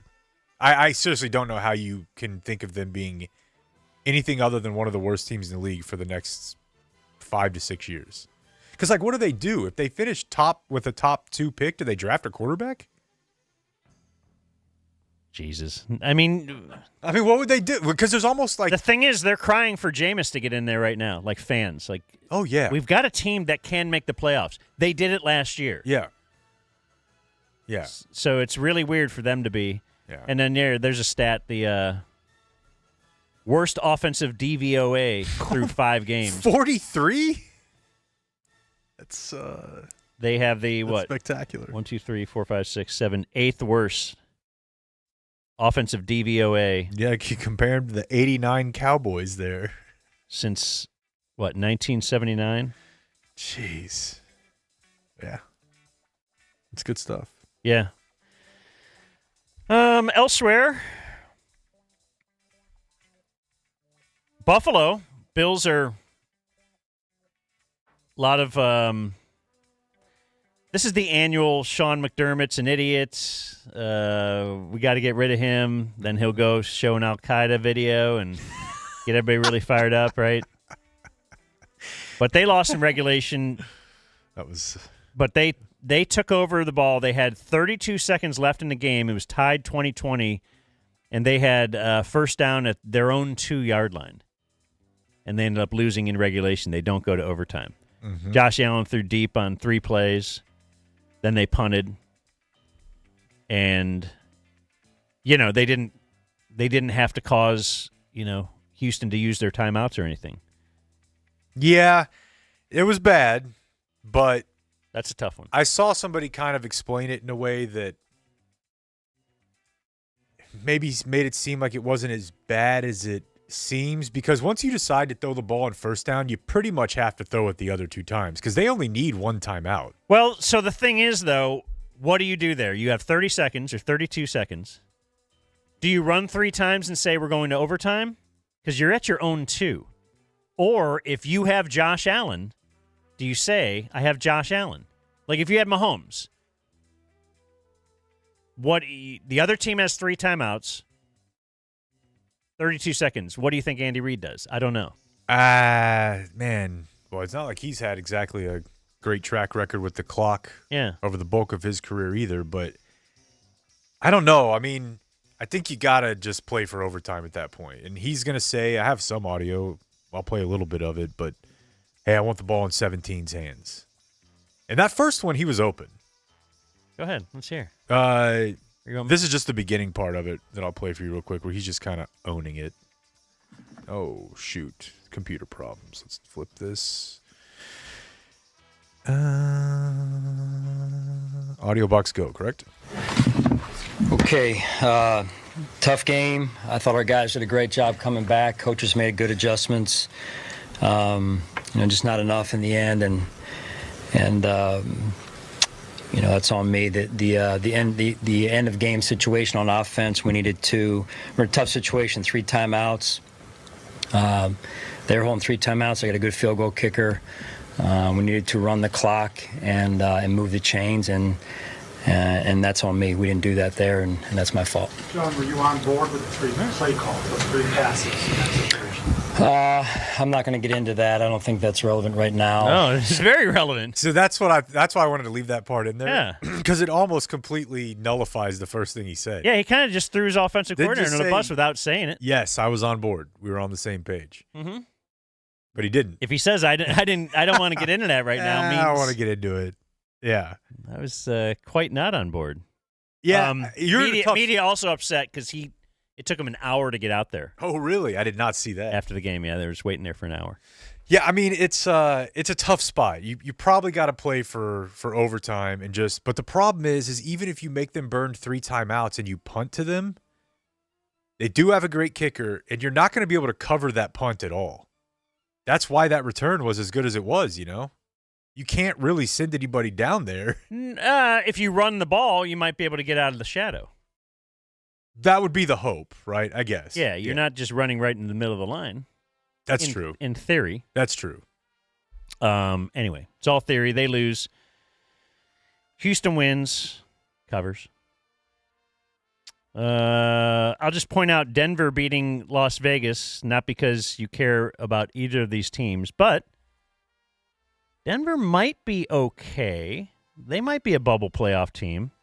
Bo Nix. Well, it's because of their defense. Yeah. And they have an interesting sitch because Vance Joseph is their defensive coordinator. The time. And that's just a very odd situation. To go back. Pretty close to the time he was the head coach. He's now back as DC. Yeah.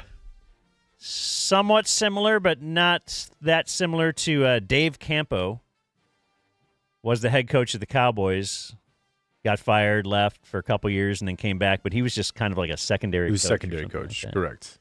But I don't know if you saw the Patrick Surtain 100-yard interception return for a touchdown. Yes. It's pretty sweet. And he was the guy that certainly was high on the Cowboys' radar that draft year, but they ended up with Micah.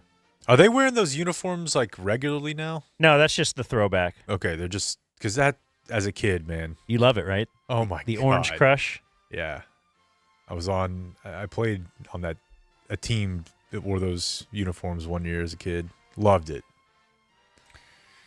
But they got a pretty easy schedule coming up, at least for the next 3. I mean, it's Chargers, Saints, Carolina. I could see Denver getting 2 out of that and be 5-3 and then fall apart. I looked this morning, and I think whatever Aaron Schatz is with now, not Football Outsiders, football something, does the almanac. Yeah. They have DVOA now as proprietary statistic, and they have the Cowboys schedule as the number 1 top-ranked toughest remaining. Oh, wow. Great. Yeah. So. Thursday night, I just want to touch on this because Kirk Cousins passed for over 500 yards. That's 509 yards passing. 15th on the all-time list. And what is interesting to me is number 1 all-time for yards passing in a game is Norm Van Brocklin in 1951. Yeah, that's really weird. This list is peppered with current, Drew Brees, Eli, Derek Carr, Jared Goff, Tom Brady, Stafford, Roethlisberger, just current quarterbacks that it's just a matter of this is the way you play football now. But yes, in 1951, 554 yards on 27 completions for a 20.5 yard average per completion. Okay. That's really weird because I was expecting that he only had 1,700 yards in 12 games on the season. Norm Van Brocklin? Yeah, in 51. So, wow. What is that, 11 games? And the rest of the year he had 1,200 yards? Wow. He went from 110 a game to 500 plus in one game? That's awesome. I was thinking about that last night when they were showing an old Archie Manning game, a Monday Night Football between the Saints and the Chiefs. All that, every single, in my world, especially this is for Danny because he knows what I'm always thinking about, football. Every single football game that's ever been played should be available for streaming or purchase online. Ever. Sure. Why not? I don't know. That'd be awesome. It took SNL forever to figure it out. I'm not saying they would have video of Van Brocklin's game, but I bet there's some late 50s, early 60s. Yeah, they probably just recorded over a lot of the stuff. Kid's birthday party. For real, no. Like back in the day, right? They were Skinamax. Didn't they record over the first Super Bowl or something? Something like that, yeah. Shout out to Kirk.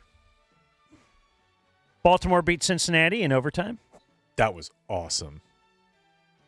Lamar and Joe Burrow combined for 740 yards, 9 touchdowns, and 1 interception.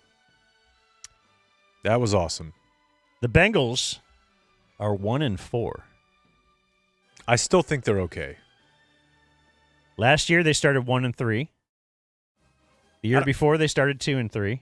It may be too big of a hole to make the playoffs, but I don't think it's like a – well, I can tell you I'm going to do this for the next couple weeks, okay? I'm going to tell you what they were talking about on Get Up, which is it time to trade one of their receivers? Because they'd already tried to sign Jamar Chase, and he wouldn't sign. And I think he's either a free agent this summer or I think he's a free agent this summer.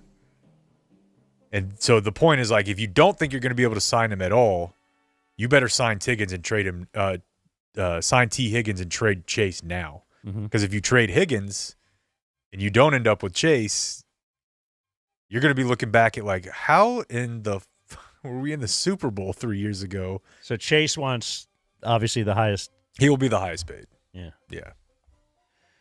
Well, they do have the Giants, the Browns, and then the Eagles in their next 3 games. They'll be fine. So they could go 2-1 pretty easily there. Giants are a baffling team because that was one of the easy picks, correct? Malik Neighbors is going to be out. That's going to be the knockout of the week. Yep. Okay, easy. We'll just pick Seattle to beat the Giants. Seattle. And the Giants win. Daniel Jones was good. Having a decent year. They actually had Darius Slayton went over 100 yards. They had a 100-yard rusher. I still think, like when the Seahawks were undefeated, I was never like, man, what do they have going on? No. They're just the NFC's just a bunch of guys and the Vikings. Which is kind of the good news. Yeah. So let's keep talking about the NFC because San Francisco is now 2-3. If we're going to complain about the Cowboys win, at least they won. Like, it did suck. Dak, a lot of problems. Interceptions, fumbles. They look sloppy. Tons of penalties, yeah. But they're 3-2. San Francisco's 2-3. They've blown 2 fourth quarter 10-point leads in 3 weeks. Yeah, that's not good, but Dallas got their brains beat in twice. San Francisco's got 3 losses by something like 10 points. Would you rather? Would I rather be San Francisco? Yeah. Yes. Blow the 10-point leads and, then just. And I'd rather be able to say, yeah, Dallas has injuries, but it really didn't get bad until this last week. Before that, they were relatively fine. San Francisco might be down 3 of their top 7 players. I mean, they play in a few weeks. If San Francisco is healthy when they play Dallas in a few weeks, I would take San Francisco minus at least a touchdown. What does if they're healthy mean? They're not going to have McCaffrey back. They're not going to have McCaffrey back, but at least a couple more. What's Debo's situation? Yeah, I don't know. Trent Williams, let's see. Kittle's on the injured list every week, but he's been playing. Yeah, has been playing. But out jumping 3 guys. Did Fred Warner get hurt? Yes. Okay. So yeah, I still think they're going to be there at the end. And then elsewhere in the NFC, another team you considered a power coming in was going to be Green Bay. They actually won in L.A. There's probably more of a Green Bay crowd than L.A. anyway. First win for Jordan Love. Is it? Yeah. That's right. Malik Willis was actually 2-0. Jordan Love was 0-2. And so now they're 3-2. And a note from this game, Xavier McKinney is a former Giants safety, signed with Green Bay this year, has an interception in all 5 games. Damn. Wow. And so, has that ever been done? That has been. I don't know about the first 5 games of a season. 5 in a row, though. But the longest streak in a season is 6 games. 7 players have done that, including Trayvon a few years ago. His rookie season, wasn't it? Second. Was his it second rookie? year? Hell, I don't know. Yeah. Nobody really could know. Mm-mm. Can I? Let's see here. I'm going to play you something that you've probably seen this commercial and just apparently not made note of it because I was certain you guys would have covered it. But this commercial that I'm about to play for you, it is heavy in the rotation during NFL games and college games. This is the iPhone commercial, Roberto. The first time I saw it, I didn't have DVR there. So I kind of heard it in the background and was like, is that what I think it is? And then I saw it 10 more times over the next 2 days. And yeah, it was. It is a commercial for the new iPhone 16 Pro Max. I don't know. But watch this commercial, listen to the audio if you're just listening, and tell me what you think they're referring to for comedy in this commercial. I have a surprise for you. Oh, yes, please. Yeah. Feast your eyes on this. That's the phone sexy. out. Feels so new. I want to feel this feeling again and again. Well, can I hold it? How bad do you want to hold it? I'm not going to beg, but Kids pretty are please. outside They don't. Go ahead. Press a button. Oh, it's glowing. Apple Intelligence. We should do this more often. Agreed. Rekindle the feeling of love with the new iPhone 16 Pro on us. That's a And feel it vibrator again and commercial, again with folks. the latest iPhone every year with AT&T Next Up Anytime.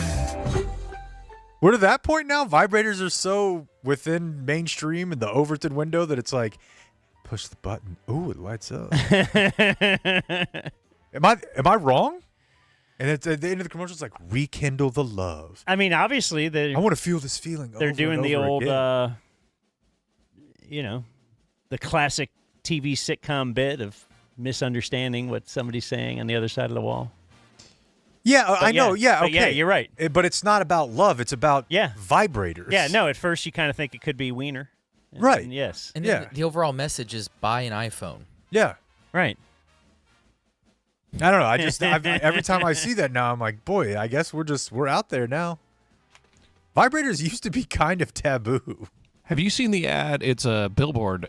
There's one up in Carrollton where I live, and it's a show that's on ABC. I think it's like some sort of cruise ship doctor show. Yeah, doctor. And at the go bottom of it, it says Big Deck Energy.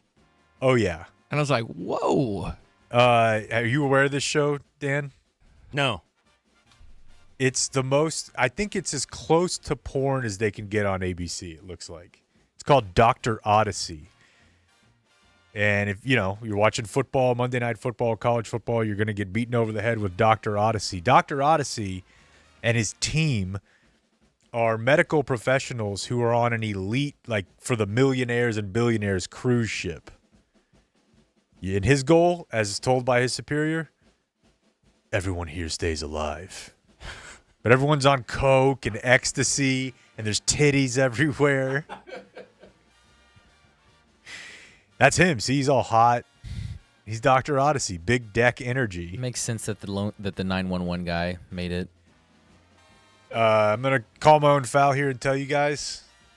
You watched it, and it's not bad. I watched one episode. I've seen it before whenever I used to look for news teases with Dan. Is that the Lone Star 911? Is that the Rob Lowe one? Yeah. Okay. The one where they did an episode about Snowmageddon, and whenever he went to give somebody chest compressions, they were frozen and their chest just broke like a mannequin. It's a good show. It's great. The stakes are always very high. Yeah. So, yeah, that commercial, look out for it because it's all over every NFL game all season. Okay. Let's see. What else did I have? I think we covered most of what I had. Bills, Texans, Bengals, Ravens. You know what I was thinking about? We could do this maybe Thursday if you want. If you like NFL talk and you still want to talk NFL. Like right now, who's the MVP? Kamara's up there. No way. He's up there. They're 2-3. Yeah, but he's balling out, man. Jaden Daniels. Jaden Daniels is definitely like in the overall mix. MVP. He's in the mix, yeah. Obviously, be the first. I mean, he's already got offensive rookie of the year locked up. That's a no-brainer. But yeah, I mean, it's not like Patrick's putting up. That's what I call him, putting up huge numbers. That's the thing. Right now. So C.J. Stroud maybe. They're 4-1, and he's played okay. Yeah. Lamar, to be honest with you, might. I mean, they're better Might end up being Lamar. than their record is. You know, they're good. Oh yeah, yeah. You can't. Well, they are 3-2, aren't they? Yeah, they are. Yeah, but they went 0-2 to start the year. They might be the best team in the league, though. Yeah. Darnold's still not good. He's just kind of there. I don't know. You think so? Yeah. Man, from what I've seen, it's like, okay, he's better than he was before, but he's not a guy that you could sit here right now and be like, oh, their team's 5-0, the quarterback's in the MVP race. No, I wouldn't say that, but I think he's doing exactly what needs to be done.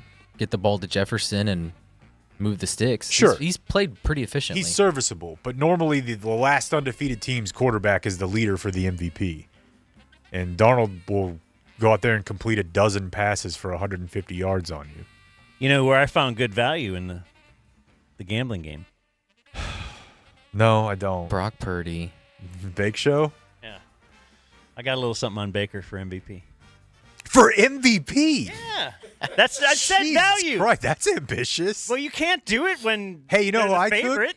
I took the Brian something Span.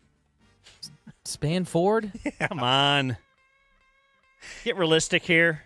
I mean, look. So the best odds right now for MVP are Mahomes at plus 250. Then it's Stroud, then Lamar Jackson. Where's Kamara? Not even in the mix? A running back's not going to win MVP. Yeah, dude. I don't know He's why more you than said a running that. back. Geno Smith has better odds than Kamara. That's ridiculous. I won't have it, I'll tell you. No, then Josh Allen, then Jaden Daniels.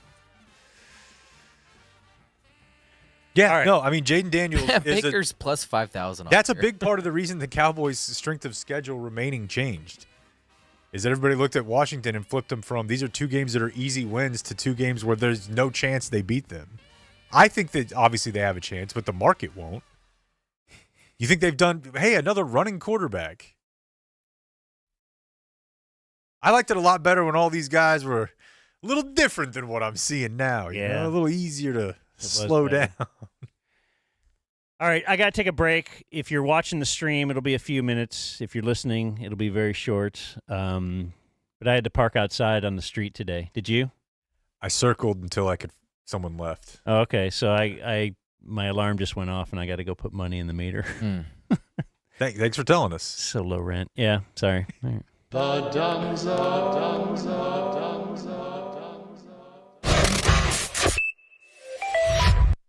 All right, let me take a look. Out of 110 applicants, we found him. Dr. Max Bankman. He aspirated a lot of water. We need to act now.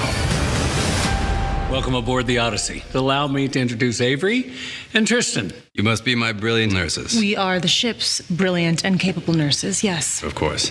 I'm sorry. Our mission is to preserve the dream. And that's why you're here. She's crashing. Keep these dreamers safe. I have a pulse. You're going to be okay.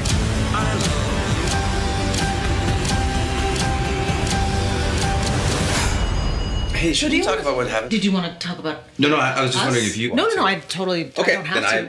No, I'm good. Yeah, I'm great. I'm good. Great, I'm doing great, yeah. Great, yeah. Never know how much We've constructed a paradise here. never know how much I care. But make no mistake about it, we have to be prepared for everything. Assistance, please. I have an unresponsive patient. Heart rate is dropping. Stay with me. It's your job. Okay, we got to move fast. You're gonna be safe. I'm gonna get through this. To keep everyone alive. I'm in. In life, it's not a question of when you encounter waves, but what you do when they come up. Brace for impact.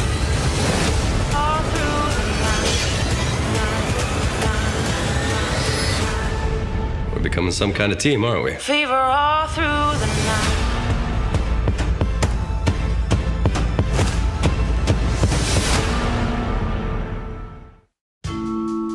Alright, alright, alright, alright, alright.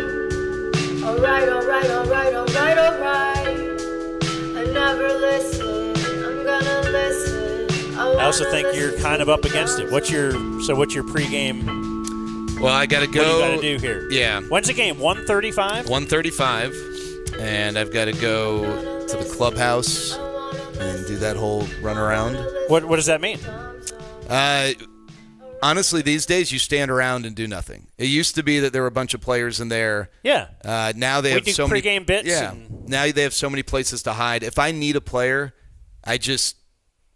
Do you have to set it up through PR? No, I mean, you're going to make fun of me for saying this, but in full transparency, no, I'll text them and say, hey, I need you for 5 minutes, or whatever. Because the young guys, they're in the clubhouse, and some guys will be playing ping pong or whatever, but most guys don't just sit around their locker like they used to.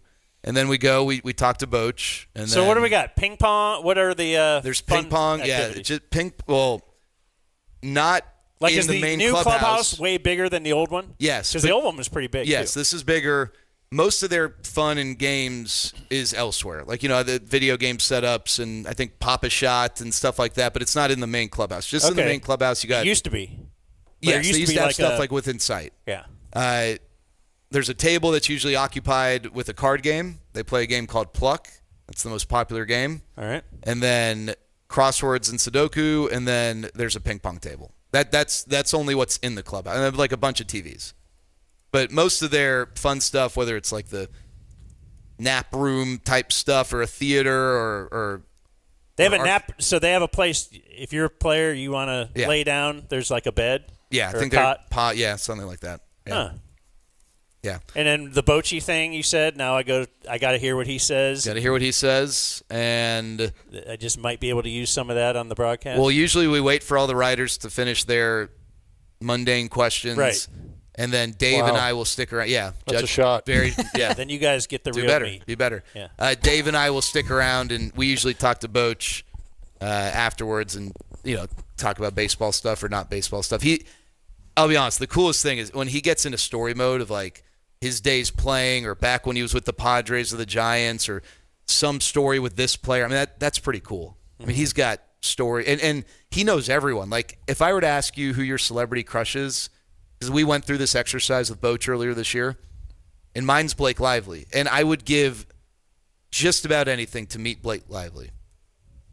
Well, I asked Boach this question, and I forget the chick's name, but the person who sang the song Gloria, like the initial, some 70s, 80s brunette chick who pretty good looking. But like for Boach, he's met her. It's not like she's some foreign object he's never going to touch. Like he's met these people. He's like Huey Lewis is one of his best friends. He hangs out with like musicians and whatever. And so he's got amazing stories. That's my favorite part. And for day games, he usually doesn't have as much on his plate by design. And so he usually just sits around longer, and we get Boach story time. That's the best. So you get in there 3 hours before. Do you have to go out and watch batting practice or anything like that? Yeah, so they don't hit for day games. They don't. So for people listening, because a lot of people wonder this, when does batting practice start? Because they want to go. Day games, they won't hit outside or inside if the roof's closed. They'll take ground balls. Some of them will. And then we got to go prep. You got to get ready for the game. If I was doing pre and post today, I'd come back and screw around with you guys, but Eric's off, so I got to be on my best behavior. He's calling the game. Oh, okay, nice. Now, do you get the prime innings, or do you get relegated to 2, 3, 6, 7? Okay. 10th if there's an extra. Okay, so you're actually one of the people that wants an extra, but maybe not this year. No, I'm okay with no extras. Yeah. Always. That's a little secret that I never knew as a little kid. So the announcers do not want extra innings. As a kid, my God, that's free. Yeah. Free baseball. Yeah. Announcers are pissed. Yeah, because it's free work. Yeah, for sure. Yeah. Yeah, no extras. I'm okay with that. I'll make that trade. But I'm excited because Kamar Rocker's fit. You guys picked a great day. We did this on purpose. Yeah, Blake looked ahead at the schedule, at the rotation. I knew he'd be called up at some point. Yeah. Seems like a Thursday where would he guy. slide in? Who would he? Yeah. Yeah, I'm excited to see him. Bochy's crush was Laura Branigan. Laura Branigan. There you go. Who died 20 years ago. But before she died, they hung out.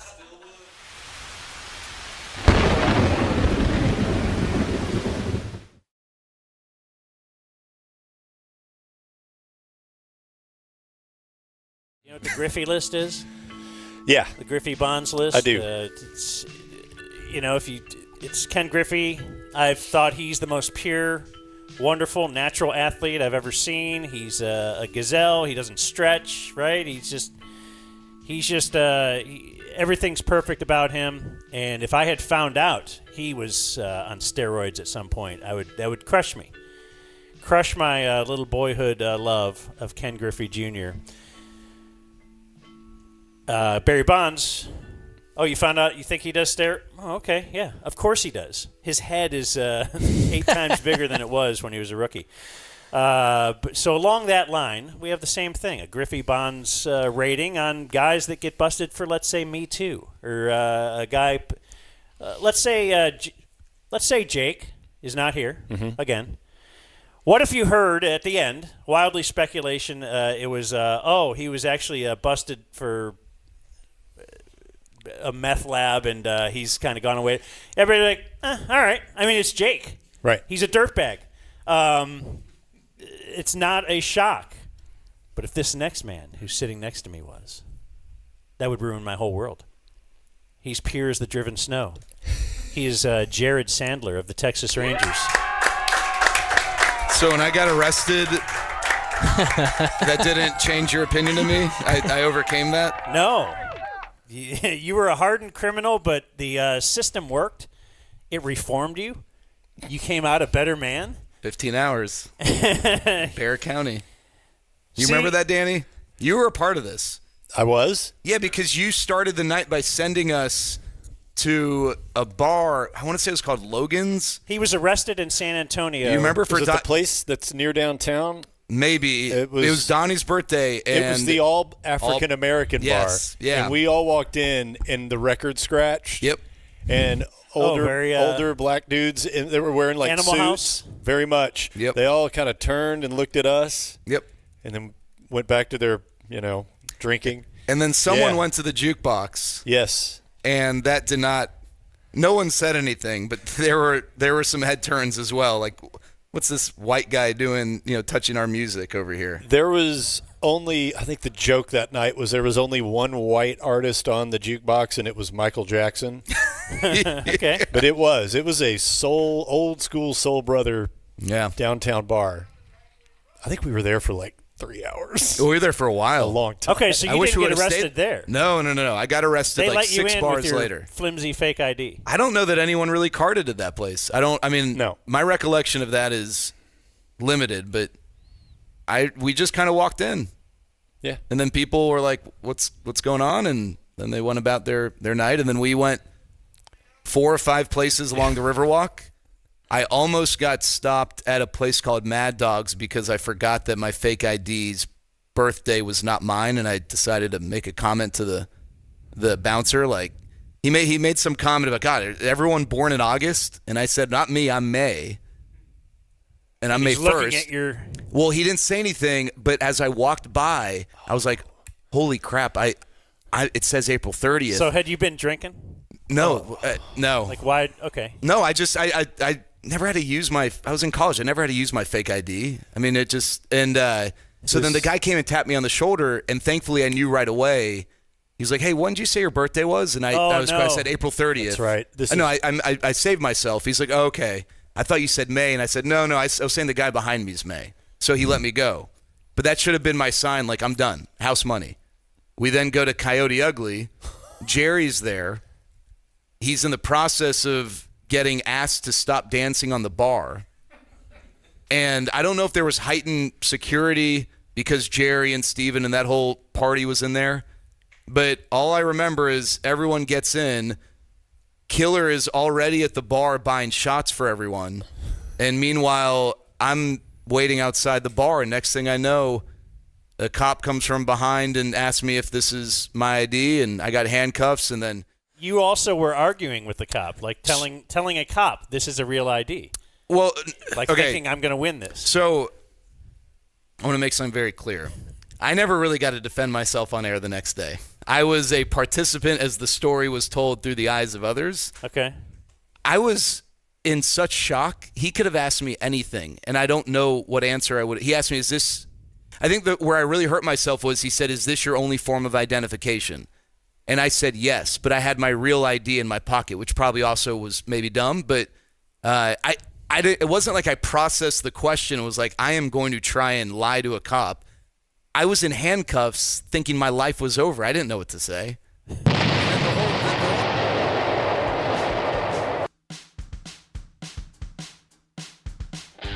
You're listening to The Dumb Zone. You're listening to The Dumb Zone. Give me one of these. The Dumb Zone. The Dumb Zone. The Dumb Zone. The Dumb Zone. Remember that, Jake? The Dumb Zone. Yeah, I do. What you don't remember is a video we were showing during the break. I missed Rangers night. That was Rangers night? That messed with me quite a bit. That should have been a theory on Reddit for why Jake missed. Yeah, he didn't want to go to the Rangers game. We're going to do it next year, right? Because it was a smash. No, he told us never again. He said it was such a failure. No, it actually was pretty good. And because he booked the 3 of us and only 2 showed, so not our full reservation was there. Okay, see, normal people don't have to deal with this when they go back to work after something. Oh my God, welcome back! So you're so brave. Yeah, and we're just like, where were you, dipshit? Yeah, you messed everything up. We've been dying here. You don't even care about us. Yep. Keep going. I don't know. I know how to communicate now. I just have to listen to you. Oh, really? Yeah. That's how it works. It does? Yeah. So listening to people. Hey, I got to be out of here by like 3 o'clock because when I was leaving treatment, so I just want to talk about this forever. I asked my parents to send me a couple vapes via my wife because I can't tell. You know what? I'll tell most of the story tomorrow. There's people there that are expecting me to ship them cigarettes today. Oh, really? Yeah, I'm now the plug. You're okay. Yeah, because I'll do it. You know, I gave them my Venmo, my PayPal, and I saw that people were complaining about they were out, and I'd already given them some that my parents shipped because I was going to give a guy a pack, and my parents shipped 9. You can make so much money on this. Oh, I'm not going to upcharge them. Oh. You could. They're like walking around me like he didn't learn anything. They're walking around me being like, oh, God, sure wish I had someone to ship me some cigarettes. Like as I was pulling my suitcase out, I'm like, all right, dude, I know the deal. I got you hooked up. Were you upset like none of us wrote you? No, I was surprised anyone did. Did they? DC did. A couple of my other buddies did. Okay. But I mean, I wouldn't have written them if they had not written me. Okay, so I'm going to play you a couple things here real quick. Speaking of my watching ESPN and McAfee, I don't even remember where and how we started this bit. Maybe we heard someone say it one time, and then we ran with it, and Mino would bring it up all the time, and it was a recurring thing on Why Today Doesn't Suck. But I don't think, despite the fact that when I watch McAfee, I kind of feel like he knows of the ticket pretty well, not just from seeing us at the Super Bowl, and does kind of jack the swag a little bit. And I'll tell you, I'm not a fan of their show, but I do get it because they're a show. You know what I mean? And I'll get to this when we talk to Brian Curtis, but on other ESPN shows, they're now trying to kind of incorporate being a sports talk radio show where they mix, but nobody gives a shit about each other. And they're not funny. On ESPN, they're doing it. Yeah, whereas McAfee is a show of the same 6 guys. Mm-hmm. And they've been doing it forever in a bunch of different iterations and formats. So, yeah, they hired that show just to be on a different platform. So I do get it. But I also think some of their stuff is just too tickety to me. This one I don't know what to make of. This is the first time that Arch Manning balled out. Which I'm so interested in it, dude. Just UT overall? Or just the fact that Quinn's still not back, and he already had the Heisman odds, and he was going to be the 1-1. Now Arch, I never believed he would redshirt, and then he did. And he didn't transfer. He didn't transfer. He didn't go to the portal. He may just be different. But this is Pat McAfee and AJ Hawk talking about the whole situation. And the one you'll hear here at the beginning is a shortened word that's in here, but this is not even the meat, but it's a great shortened word as they're talking about Arch Manning and his size. How big is he? What are his dims? Is that not playing? Mm-mm. You want to play it? You pulled it up? Oh, it's in the Dropbox? Yeah, I did ask. This is the Cooper Manning one? Yeah. Okay. Or did I just ruin the... How big is he? What are his dims? Arch. Dims. Yeah. What is dims? 6'4"? What is that? No, Dimensions? Dimensions. Okay. What is dims? How big is he? What are his dims? Arch. Big. Yeah. Is he 6'5", 6'4"? No, 6'3". Because, I mean, Peyton and Eli like are 6'3". both, they are giant humans. I don't think people realize until you get in front of them in person. He's listed Yeah, as very 6'4", the large. same as his dad, Copper. What's his dad's name? Copper. With a U? Well, it's Cooper. Copper With a Manning? U. You don't know Copper Now, Manning? that's that Southern I know. Cooper. Yeah. Old Miss wide receiver? Copper? Hey, Cooper's hilarious, though. I will say. I haven't got to hang around the whole family that many times, but anytime you do, it's like they all look to Cooper to like bring the juice, almost like bring the energy. And and Cooper shows up every damn time. I must say. I have hung out with Cupper. I have watched a whole half a football game with Cupper. Nothing funny. There wasn't anything funny in it at all. How did we even start this? Like, the funniest guy there was Dominic Robinson. How did this even get started? Like, did we hear one person say it, and then we started saying it? Yeah, as well, a no, joke? it all started as because he was the best athlete of all. Oh, yeah. You would 'Cause hear, you've like, always heard if that. he hadn't gotten hurt, if he was Over the years, yeah. the best athlete of them all was Cooper. And then I would always think cynically, okay, they're only doing that, saying that because he sucked. Or relative just to the other because two. he got hurt and they feel bad. He Yeah. feels bad being the sibling of two really famous, Hall of whatever. Famers, yeah. And so, but then I think we started saying it as a joke, yes, like, he's also the funniest Manning or something. But then we heard we've had a bunch of audio throughout the years, like play-by-play audio where Cooper Manning is the funny Manning. Yeah, somewhere that picked up to be like this real bit. Well, apparently they think. But again, I have spent some time with Cooper Manning. What's funnier? Okay, I'll give you an opportunity. Cooper Manning in one half of a football game, or the top 40 reasons why I was gone. I think the top 40 reasons. Wow. I think. Now you're being a little harsh. I'm gonna try to play this. Let's see if this works. All right, Gary, time now for the Saturday. Okay. I've played these guys before. They are the hip Sportscenter anchors on Saturday morning. Pulling the Tendy. Yeah, they gave us Tendy. When an NHL team pulled their goalie, they were like, Tendy. They're pulling the Tendy. And I think they do Morning Sportscenter together all the time now. And they're very much trying to be like a Gen Z / millennial version of Keith Olbermann and Dan Patrick, where you think of them as a duo, not like, hey, tonight Linda Cohen's here, or tonight whoever's here. Do you know what I'm saying? Like, yes. they're a team. Yeah. This is what I had to watch every morning as they would do their back and forth highlight thing, and just see if your head doesn't explode. All right, Gary, time now for the Saturday slate. 20th ranked Oklahoma State Gare Bear visiting number 20. Gare Bear. We already had a Gare Bear. Oh, Gare Bear. We already had a Gare Bear. All right, Gary, time now for the Saturday slate. 20th ranked Oklahoma State Gare Bear visiting number 23, Kansas State. That's at noon Eastern on ESPN. Now, Gary, big one for both teams. Each lost conference matchups last week, while Oklahoma State has won 4 of the last 5 in this series. Randy, I got a top 20 matchup here. 15 Louisville heading to 16 Notre Dame. Ramman, this one in South. Randman? Randman? Ramman, this one in South Bend at 3:30 Eastern. The Cardinals, This music makes you talk like that. Opponents, Randy. Now, this Randy one, is Randman. Randman, yeah. Gare Bear. Now, this one that we just heard there, this really is a relate to the kids thing, because I'm obsessed for some reason with teenagers who are involved in rap. Yeah, teenagers who are involved in rap battles who kill each other on the internet. Like, I'm fascinated by it. Like the Philadelphia gang wars, the Florida gang wars. They'll kill 3 people. A video will come out, and a guy will come out the next day with a song that's like, I killed those 3 people. Mm. You know what they call those? They're wise. enemies, Blake. They call them this. They've outscored their ops opponents, Randy, by 109 points this season. Their largest.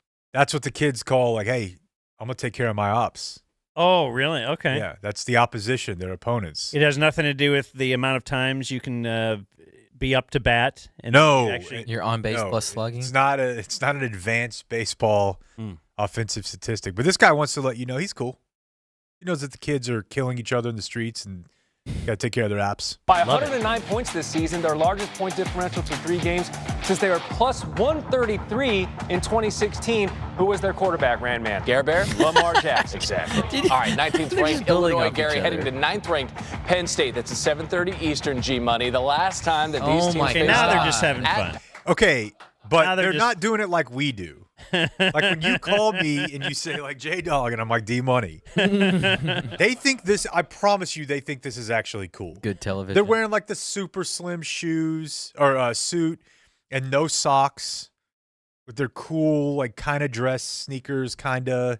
All right, speaking of that, I wanted to get you guys a ruling on my shoes today. They're weird. Yeah, that's a no-go, bud. And maybe it's just because I'm used to you. Because in I all always wear black. black shoes, and then Yeah. you're always telling me that I'm an old man, I can't wear black shoes, and you can't wear black shoes. So I have these shoes for the last – I've had them for many, many years because I bought running shoes back when I was running. Mm-hmm. And now I got a foot problem. I can't run. But the point is, so now I have these running shoes that I never wear, and I wore them yesterday, like walking in the neighborhood, and I was like, wow, these are really comfortable. Oh, no. And the guys always say I shouldn't wear these black shoes, so maybe I'll wear these shoes. And for the subscribers, you can watch on video. watching on video, or for you guys to describe. Let's see if those shorts. I think they're Asics brand. So Asics #1, I can't go Asics. No, that's fine. I think Asics is. I'm a brand slave. I don't buy anything not Nike in anything. Okay. So I do think Asics makes, They're very from what I've heard, good running and walking shoes. Yeah. He's zooming in on your dick. But so they've got Oregon duck green, like their highlighter green yellow. Yeah. Some piping around there. The laces are neon orange. Yeah. There's a Blue. We got blue. Yeah, not like a royal, kind of a turquoise in some spots. Mm-hmm. And then the black / gray. So is it It's because really- it's really busy. always wear the same thing and I'm not wearing it? No, it's that wrong? those are ugly shoes. God damn it. That's okay though. You're an organized person. Where- like, yeah. even with your Clean all of your lines, colors seem to plain match. shirts. But those shoes just really stick out. You know what? I'm going to go a step further. And while I love that shirt because It doesn't I think it's a go great with- pull, everything you have going on today is going to give me like hives. Like Okay, a skin so condition. if I had a black shirt, it might work better? It definitely Maybe.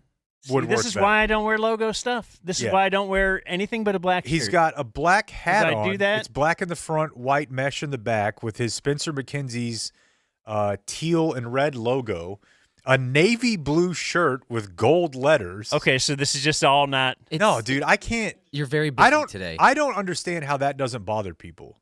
You have too many Like bits. for me, Well, it might bother other people looking at me. I got an earth toned shirt on, right? Okay. Like an olive. So I wear the shoe that has earth tones. Okay, so you match your shoe with your shirt every day, Not which like I usually to a do. I crazy wear black degree. shoes and a black shirt, and you guys are like, "Oh man, that sucks." I've never said So that. today I'm I like, said the show okay. The Boys sucks. These guys will think this. Why do you have to hurt me out of nowhere? I don't know. Just a drive-by. D money. I'm just sitting here, J-Dog. So my last piece of audio for you real quick. I guess Bob Costas is kind of like play-by-play emeritus, where he doesn't really have to do it ever, but then when there's a big game and it feels like the Oh, so good to hear moment Bob Costas calls for again. Bob Costas, who I've never really liked, to be honest with you. You think he's sanctimonious? He's like Oberman light. Okay. You know what I mean? Just preachy and Definitely preachy. takes himself too serious. Well, I don't have to tell you that last night it was game 2 of Royals-Yankees. No, I appreciate you not spoiling for me because I know you started watching earlier. Yeah. Royals even things up at 1. And I think Olbermann is obviously, I identify him as Yankees guy, right? Yes. It's all of them. They live in Manhattan or Connecticut.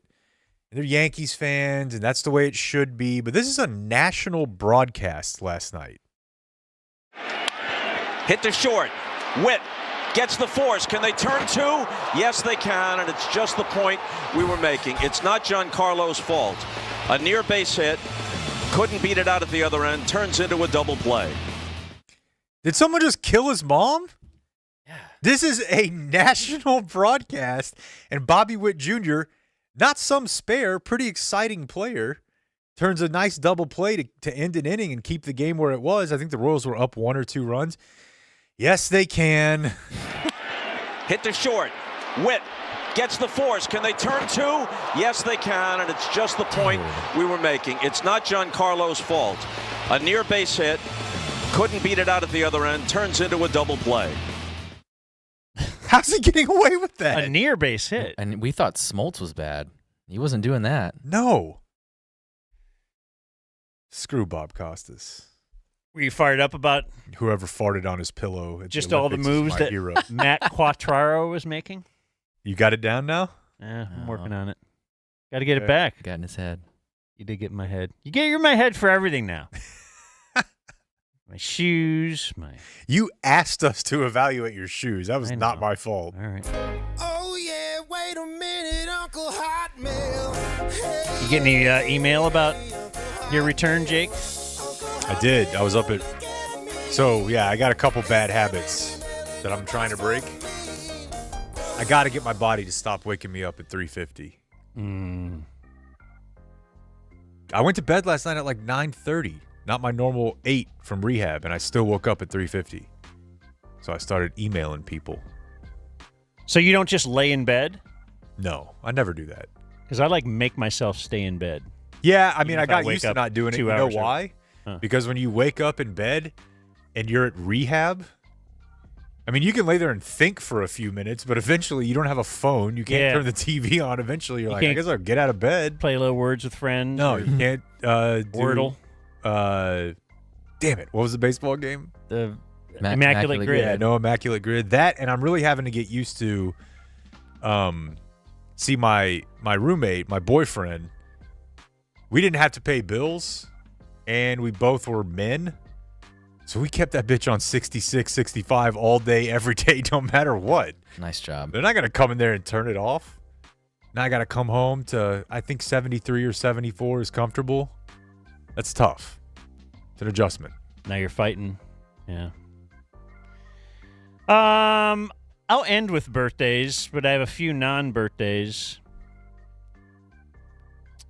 I think some of these might, one of them at least might have a photo with it, Rob. But this one says, "Dear the Jizzler." I'm not sure how you didn't get this memo like 2 decades ago when the rest of the world did. But no one gives one S about your or anyone's fantasy football team. Mm-hmm. Oh, did the running back on your bench have 3.7 more points than the guy you started? Oh, wow, how incredibly fascinating. You must get so much ass. And you can't even pay attention to your field goal kicker league. Why should we? Anyway, love the show. It's great to hear Jake back on the air. Damn, who pissed in his Cheerios? From Dan. Maybe this was because last week we were talking about the epic decision that I did make. It pained me, but I had to start. He's not going to care either. I had to start Baker Mayfield over Patrick Mahomes. I benched Patrick Mahomes. He's my quarterback, but Baker's like averaging 30 a week, bro. Is that good? Yeah, it's pretty good. I honestly don't know. I'm telling you, man, your life would be better. Yeah. What? You just play some fantasy football. You should replace the sauce. Yeah. Mm-hmm. With fantasy, like you become fantasy football guy. Don't they say about some people are like they really get into whatever they're.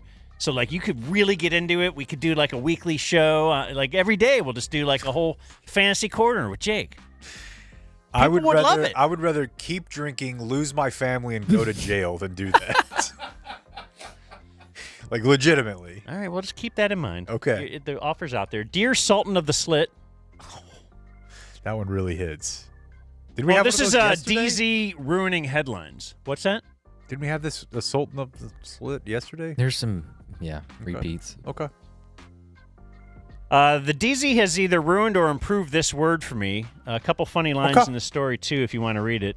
This one stood out. So if you could see the headline is Chisholm call propels Yanks, befuddling Royals. And he read the story. I knew I was in there, Chisholm said. Oh.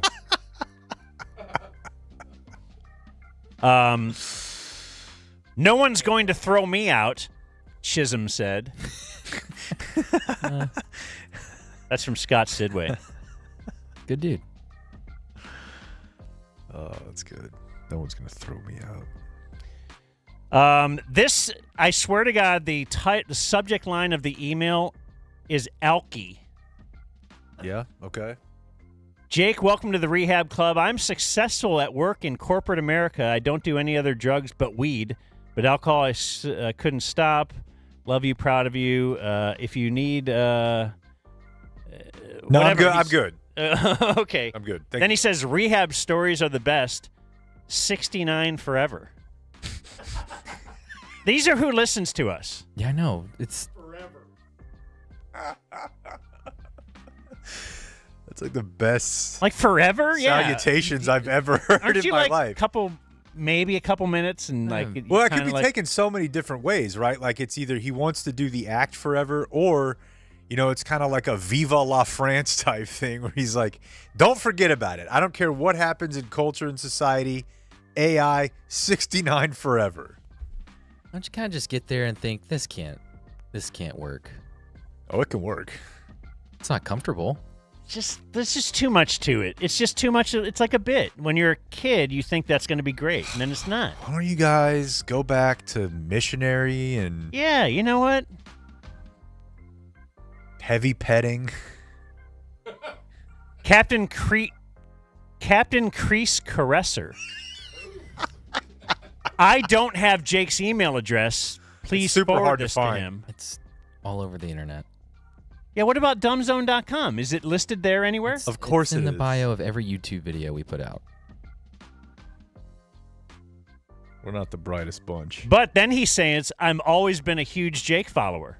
But he can't find your email address. I doubt whether he's a huge follower of yours. But I'm even more so now. Thanks for your courage sharing all this. Glad you shared your whatever. Not sucked. That's from Adrian. Anyway, he's on board with the whole thing. Like, he's glad that you drank so much that you had to leave us and your family for a month. Like, why would you be glad of that? I would be, I would not be glad that that happened to you. Like, why are people happy that you did this? I don't know. Leave me alone. Hey, Muff Maestro. I like that one a lot. Happy birthday to my buddy, Justin Leva. His hero is the guy that filled in for Danny on Monday. Oh, that must be you. Okay, I get it. Less video guy laughing in the background. Hey, why don't you from Patrick. shut up? Interesting. Got to take the good with the bad, Rob. Most people say more video man. But Patrick, anti-video man. Greetings, Gash, Geyser, Engager, Day 1 Substack, and 3-week Patreon DF. Can you please wish my hermanito, Aaron, happy birthday? Aaron. He means so much to me, I gifted him the gift from you for a free month of the Dumb Zone. Let's see. Danny will know him as the Jim Nance and Tony Romo bit from his previous station. I am a future rehab attendant inspired by a hero from Gerardo. And finally, Armin, Dear Uncle Gash, Smash, and Dash. Okay. I would like to wish my wife Angela a happy Sean Alexander birthday. 37. Mm-hmm. Her leaders are Jose Leclerc's attitude towards work in general. Just kind of disinterested. Brian Curtis's laptop microphone and Ben Herbstreet. This is from Patat. Did you get a lot of Ben in rehab watching ESPN? I think Ben is primarily a social media bit. Okay, they don't show him on game day. Somebody interviewed him the other day. Did they? Put a mic in his I would get to dog see face. The first 30 minutes of game day, and then, you know, I gotta tell you, pretty great TV the other day. They're at Cal, and I think the kid was from North Carolina. Yeah. 100,000 for himself. 600,000. 500 was already committed, but they upped it to 600 for the hurricane damage if he could hit the Pat McAfee 37-yard field goal. He hit it on the second attempt. It was I was very excited. That's great. The first one, like, he had the leg, and he just pushed it right a little bit. I'm thinking, holy shit, this kid can kick. Can you hit a 37-yarder, you think? No, I was never good at kicking. Never. It's a lot further than you think it is. How is your baseball throwing? Right now? Yeah. I actually took a rubber ball with me, and I would throw it in the gym. And I went right before we left. Okay. Yeah, so I'm going to go back. I think I'm going to wait until next week, but... This is from Patat. Oh, potato. He says, not Indian, Jake. Thai. Got it. DEI compliant DF. Got it. All right. Right. Here's Jake with the Dumb Zone News. Well, whilst I was absent, the state fair got up and running. Oh, so excited about that. One of my favorite arguments that Dan's ever been in was when the fair was going on. And obviously Donovan's super stoked on the fair. And Sean, when they were arguing about it, because Dan was like, look, let's be honest, it sucks. It's just a romantic or romanticized event. It's nostalgia. And when Sean said, the fair does a lot of good for a lot of people, and Dan freaked out, like, stop, define that. Really couldn't. I'll probably go this year. The kids love it. That's the thing. It's good for kids. And apparently not just kids, but legendary R&B singer Usher, who was in town to perform 3 shows at the AAC and was out there shooting at those rigged basketball goals. How come the guy that runs that thing can always make them? Is that the case? Don't you think so? That check out? I've never actually seen one, like a guy routinely getting buckets. Okay, I feel like you could be right. I feel like the guy who's running the thing will always come out there and go, no, it's real easy. And he'll make a couple, and you're like, oh, yeah, it is easy. And then you're in front of your girlfriend or your wife or something, and then you can't come anywhere near making it, and she's all, she's hot for the Carney guy now. And they run off together. Yeah. I bet Carney sex is pretty hot. Between Carneys? Yeah. Or if you were to land a Carney? I think you'd have a tough time keeping up. I mean, to Blake's point earlier about the needle lady, I think that I don't know that your regular intimate affair gets them going.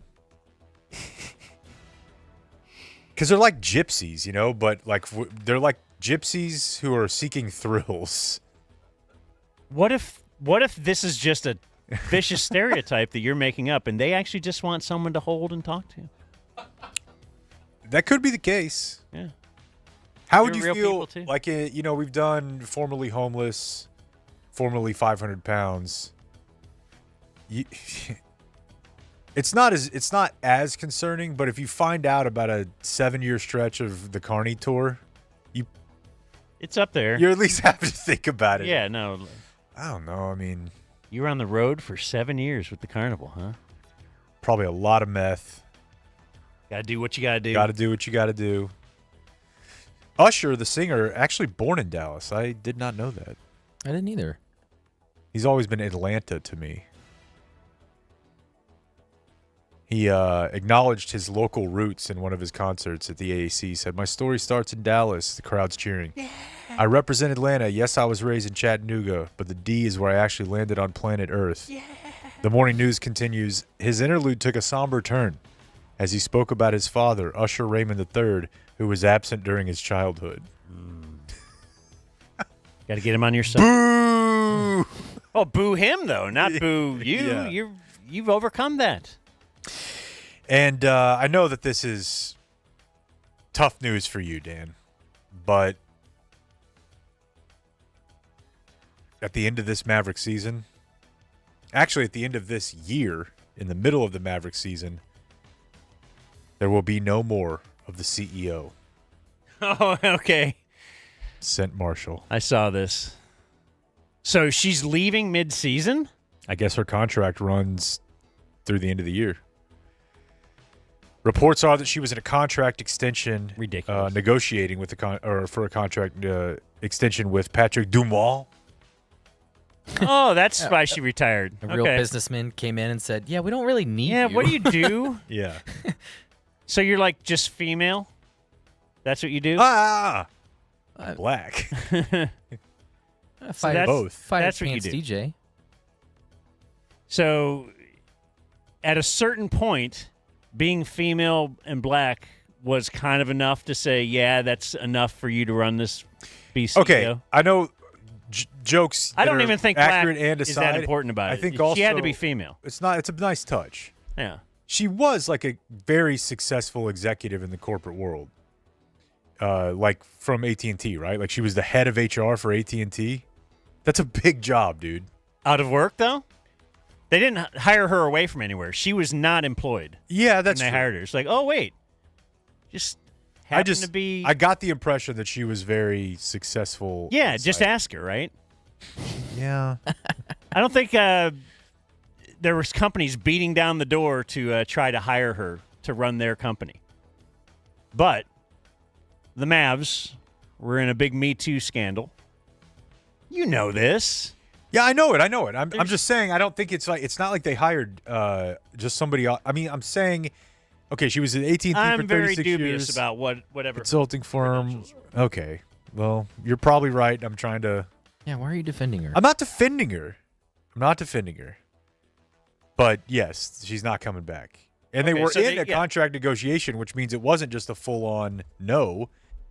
No, she didn't decide to retire. It's like the NFL. Yeah. Certain players will retire mid-season. It's like, well, you've been on the right. You've been out there for the whole squad. 2 years, and nobody has. That's what I had that with Derrick Rose the other day. Like I saw it on the scroll, like Derrick Rose retired. I'm like, Derrick Rose? Where's he been? The funny thing was, we did a lot of Mavs Media Day audio. I listened to a lot of it from that you guys put in there, and everybody would. They had to ask all the players, like, what did Derrick Rose mean to you? Like, because he had retired like the day before. Ugh. Hall of Famer? No, not long enough. Do you know that every player who has won an MVP is in the Hall of Fame? Did not know that. So he could be the first to not do so. Give us a call. Let's see here. The IndyCar will return to to Texas in 2026. We're going to have a street race in Arlington. This is now here's where the story goes off the rails. In a joint venture between the Cowboys and the Rangers. That's the most Arlington sentence ever. What does that mean? I don't really know. What is it going to go down Randall Mill? It says the 2 3/4 mile circuit will feature AT&T Stadium, yes, Globe Life Field, and will weave through Arlington's core sports and entertainment district. Randall Mill to Nolan Ryan Road or whatever. That's pretty badass. Going to hit 30, and then you got to sit in traffic. Like the renderings of the track built like around Globe Life Field. It looks just like a bit. It's the most Arlington looking thing you could imagine. Oh, is this like this is a rendering video we have now here. Look at this. The Cowboys logo on the track. That's the most Arlington shit I've ever seen in my life. You ever been to a Grand Prix? No. You have? Yeah, Cleveland used to have one. That seems awesome. And Dad number 3 was real stoked on cars. I've been to like an IndyCar race at TMS. But that's not a Grand Prix, though. That's no. just run around in a circle. Yeah, the Grand Prix is all race. like a... Yeah. I remember it being a lot louder than NASCAR. Okay. Could be wrong. This does look kind of cool. I mean, the only way it looks cool. The only way they could spice this up is if they had to like do the loop of the Judge Roy screen. We know they have the wide roads because they had. Remember how wide the failed parade? The parade was, yeah. Somehow they have to incorporate Six Flags. Like if they had that, it's sold. Will Rowdy be there? Yes, he's gonna do the flag. Dude, Rowdy's got his own go-kart. He probably will be. Or is it like a little ATV type thing? It's not a go-kart. What would you call Rowdy's? A little gator. Yeah, gator golf cart. And then, let's see. Do I just want to do one or two more? Let's do one more because I think this one's going to give us quite a bit. This final news story, I'm going to start out with a would you rather, okay? Would you, Dan, rather have to participate in a Chinese penis trap with Blake once a week for an entire year, or run for and successfully win election as mayor in a crime-riddled city in Mexico? Now, if you don't know how the Chinese penis trap works, it's exactly like the Chinese finger trap, but it's your dick. Kind of like a docking thing. The only way to get out of it and loosen it up is to go in closer to the tips. If you try to pull out, major penis pain. Okay. We just got to touch, and then it's over. Doesn't seem that bad. Every Sunday night. Well, I get we to just pick watch the day, football? too. Yeah. Does he drive to my house to do it? Because I don't want to. I'll let y'all work that out. I'll drive to you. But and you have to touch. That's the only way to get out. Although being a corrupt mayor, I could profit off of that for a little while. Look at Eric Johnson.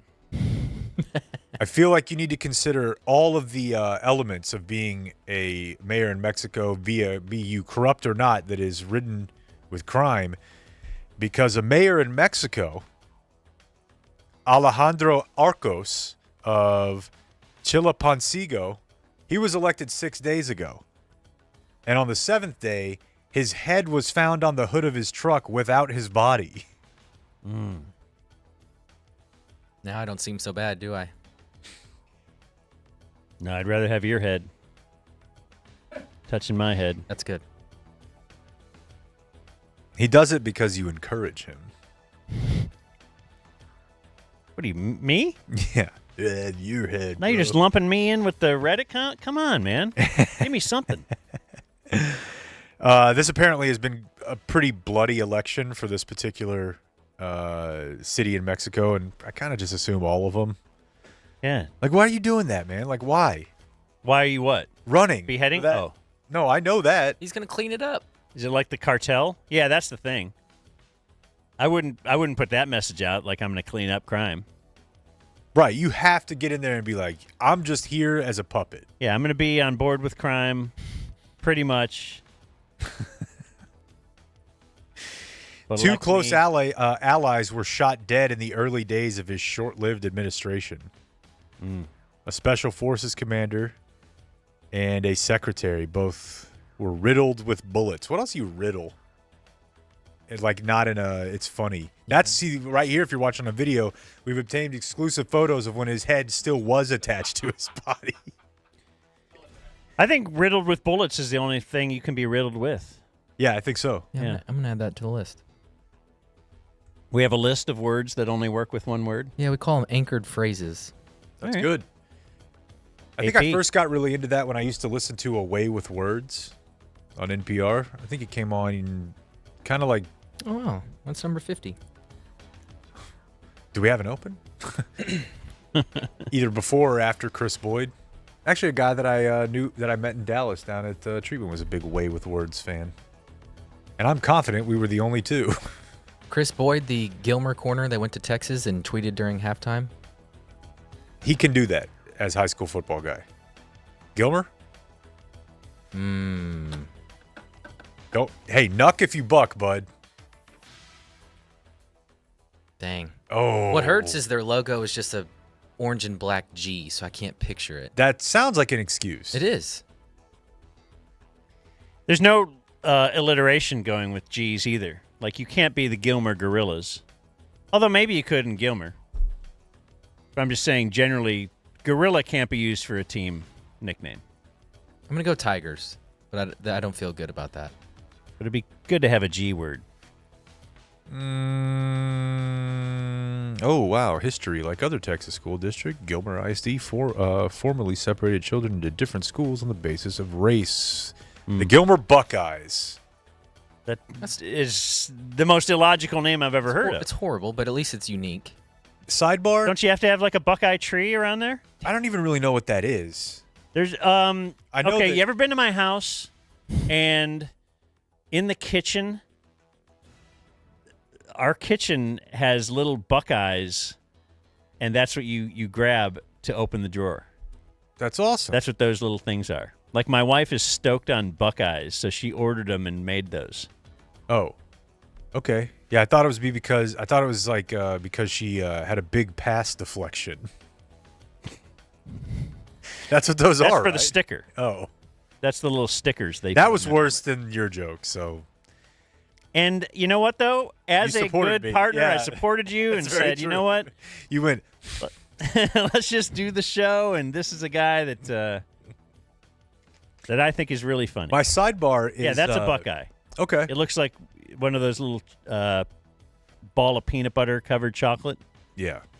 When the peanut butter. Do you guys know what a Hoosier is? I think it's just a person from Indiana. Yeah. Like one of my neighbors in our current neighborhood has a big IU flag out right now. Or is it UI? Why? It's IU. Yeah. I thought it had something to do with the natives. Because there's like a somewhat of a little headdressy feather looking thing on their logo. But I looked it up and it's like, oh, it's just people from Indiana. I'm like, well, that doesn't really answer my question. Yeah, what does it mean though? The best I could Hoosier find state. was that it was just a guess, was that people who had settled in the Ohio, Indiana area and were living in like far-flung places in the middle of nowhere, and when they would travel, they would like maybe stop at somebody else's house in the middle of nowhere for food or to rest, and it was common that people would yell, "Who's here?" And I guess the way in their Midwest redneck way of saying it was like, "Who's here? Who's here?" That's as close as I could get. You're just totally guessing, or you kind of read? No, I read it. I did go to college in Indiana, you? not IU, but yeah, that's what they would say. That was the one of That the it was who's door. here? Yeah, who's here? Who's at the door? Or something like that. But yeah. That seems. How much you can learn here. I know, right? There's not a single person who listens to this that we're smarter than. Drop Beth says that you can be riddled with cancer. She would know. Of course you can. Yeah. Of course you can. But on the plus side, while I was out, she did email me and let me know that she can't wait to see us all again because she has new up-tops finally installed after her. Oh, really? After her. Installed? Is that the word you would use? Yeah. Like she had to wait for him to come in? Right. Well, they were custom. Okay. After her bout of being riddled with cancer. Yeah.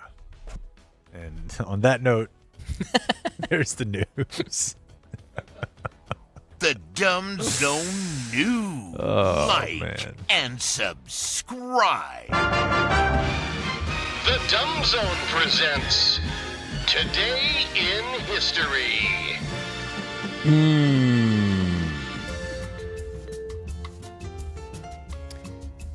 Today's Tuesday, October 8th. So you have to leave by 3 so that you can go get cigarettes and mail them?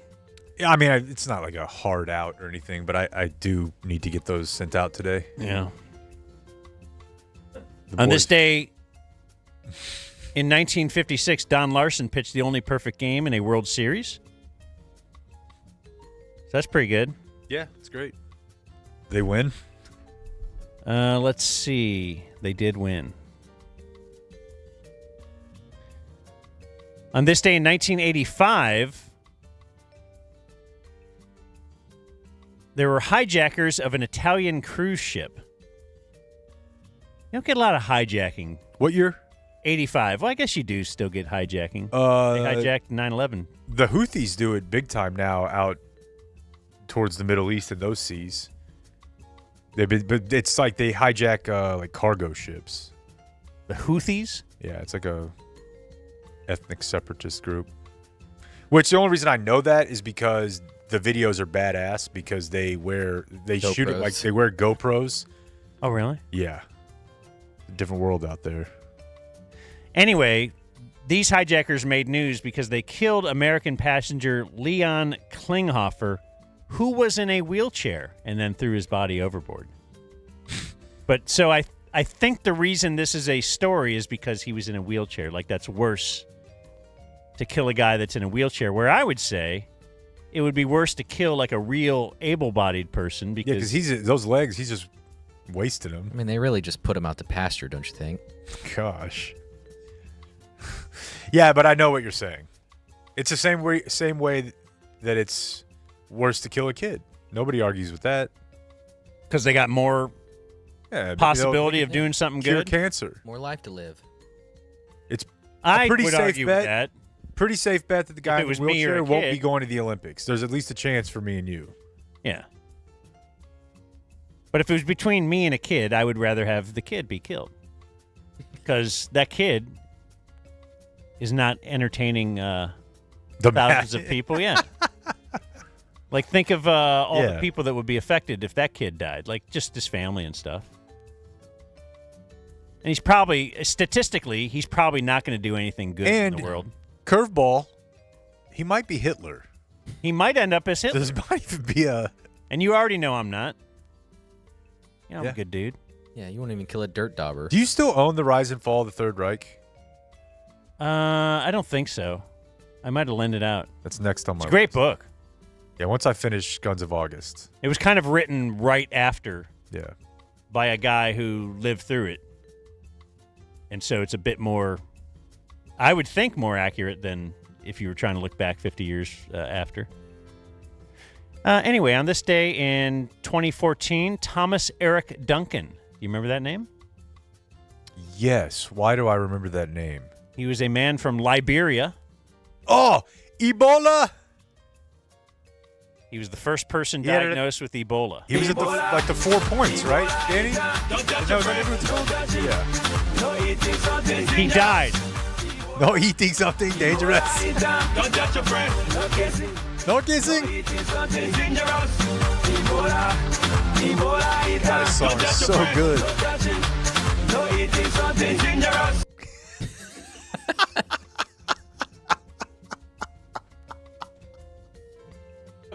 Anyway, he died at the Presbyterian Hospital 10 days after being admitted.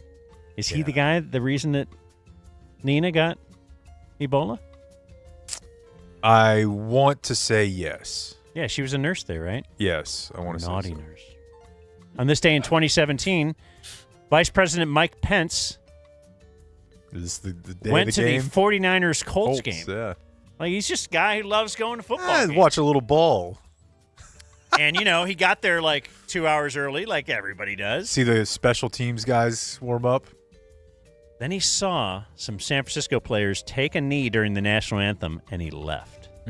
It would have been a good bit had they been in on it and known, like, okay, let's not do the knee today. Now he just has and to make sit this there and idiot watch. stay for a game because there was no way he has ever been to a game. What if Mother needed him home? No, but Mother doesn't leave his side. Oh, yeah. And one famous wedding on this date in 1824, Salt Lake City founder Brigham Young. He married his first wife, Miriam Works. He was 23. She was 18. The first, what would become 55 wives. Dang. So she was probably always like, would that be good if you're the OG, if you're the first one? Or is it worse because this is how great you are, he needed 54 more? Like, that's how unsatisfying you are to him. That's got to be her on the right. Yeah, you got to figure. She's all beaten. You got to figure. But, yeah, I don't know. I mean, you might think you have some sort of like a legacy play of like, hey, I'm in charge. All right, I was here when you weren't even born yet. But I don't know. It's probably like when Barksdale had to deal with Marlowe.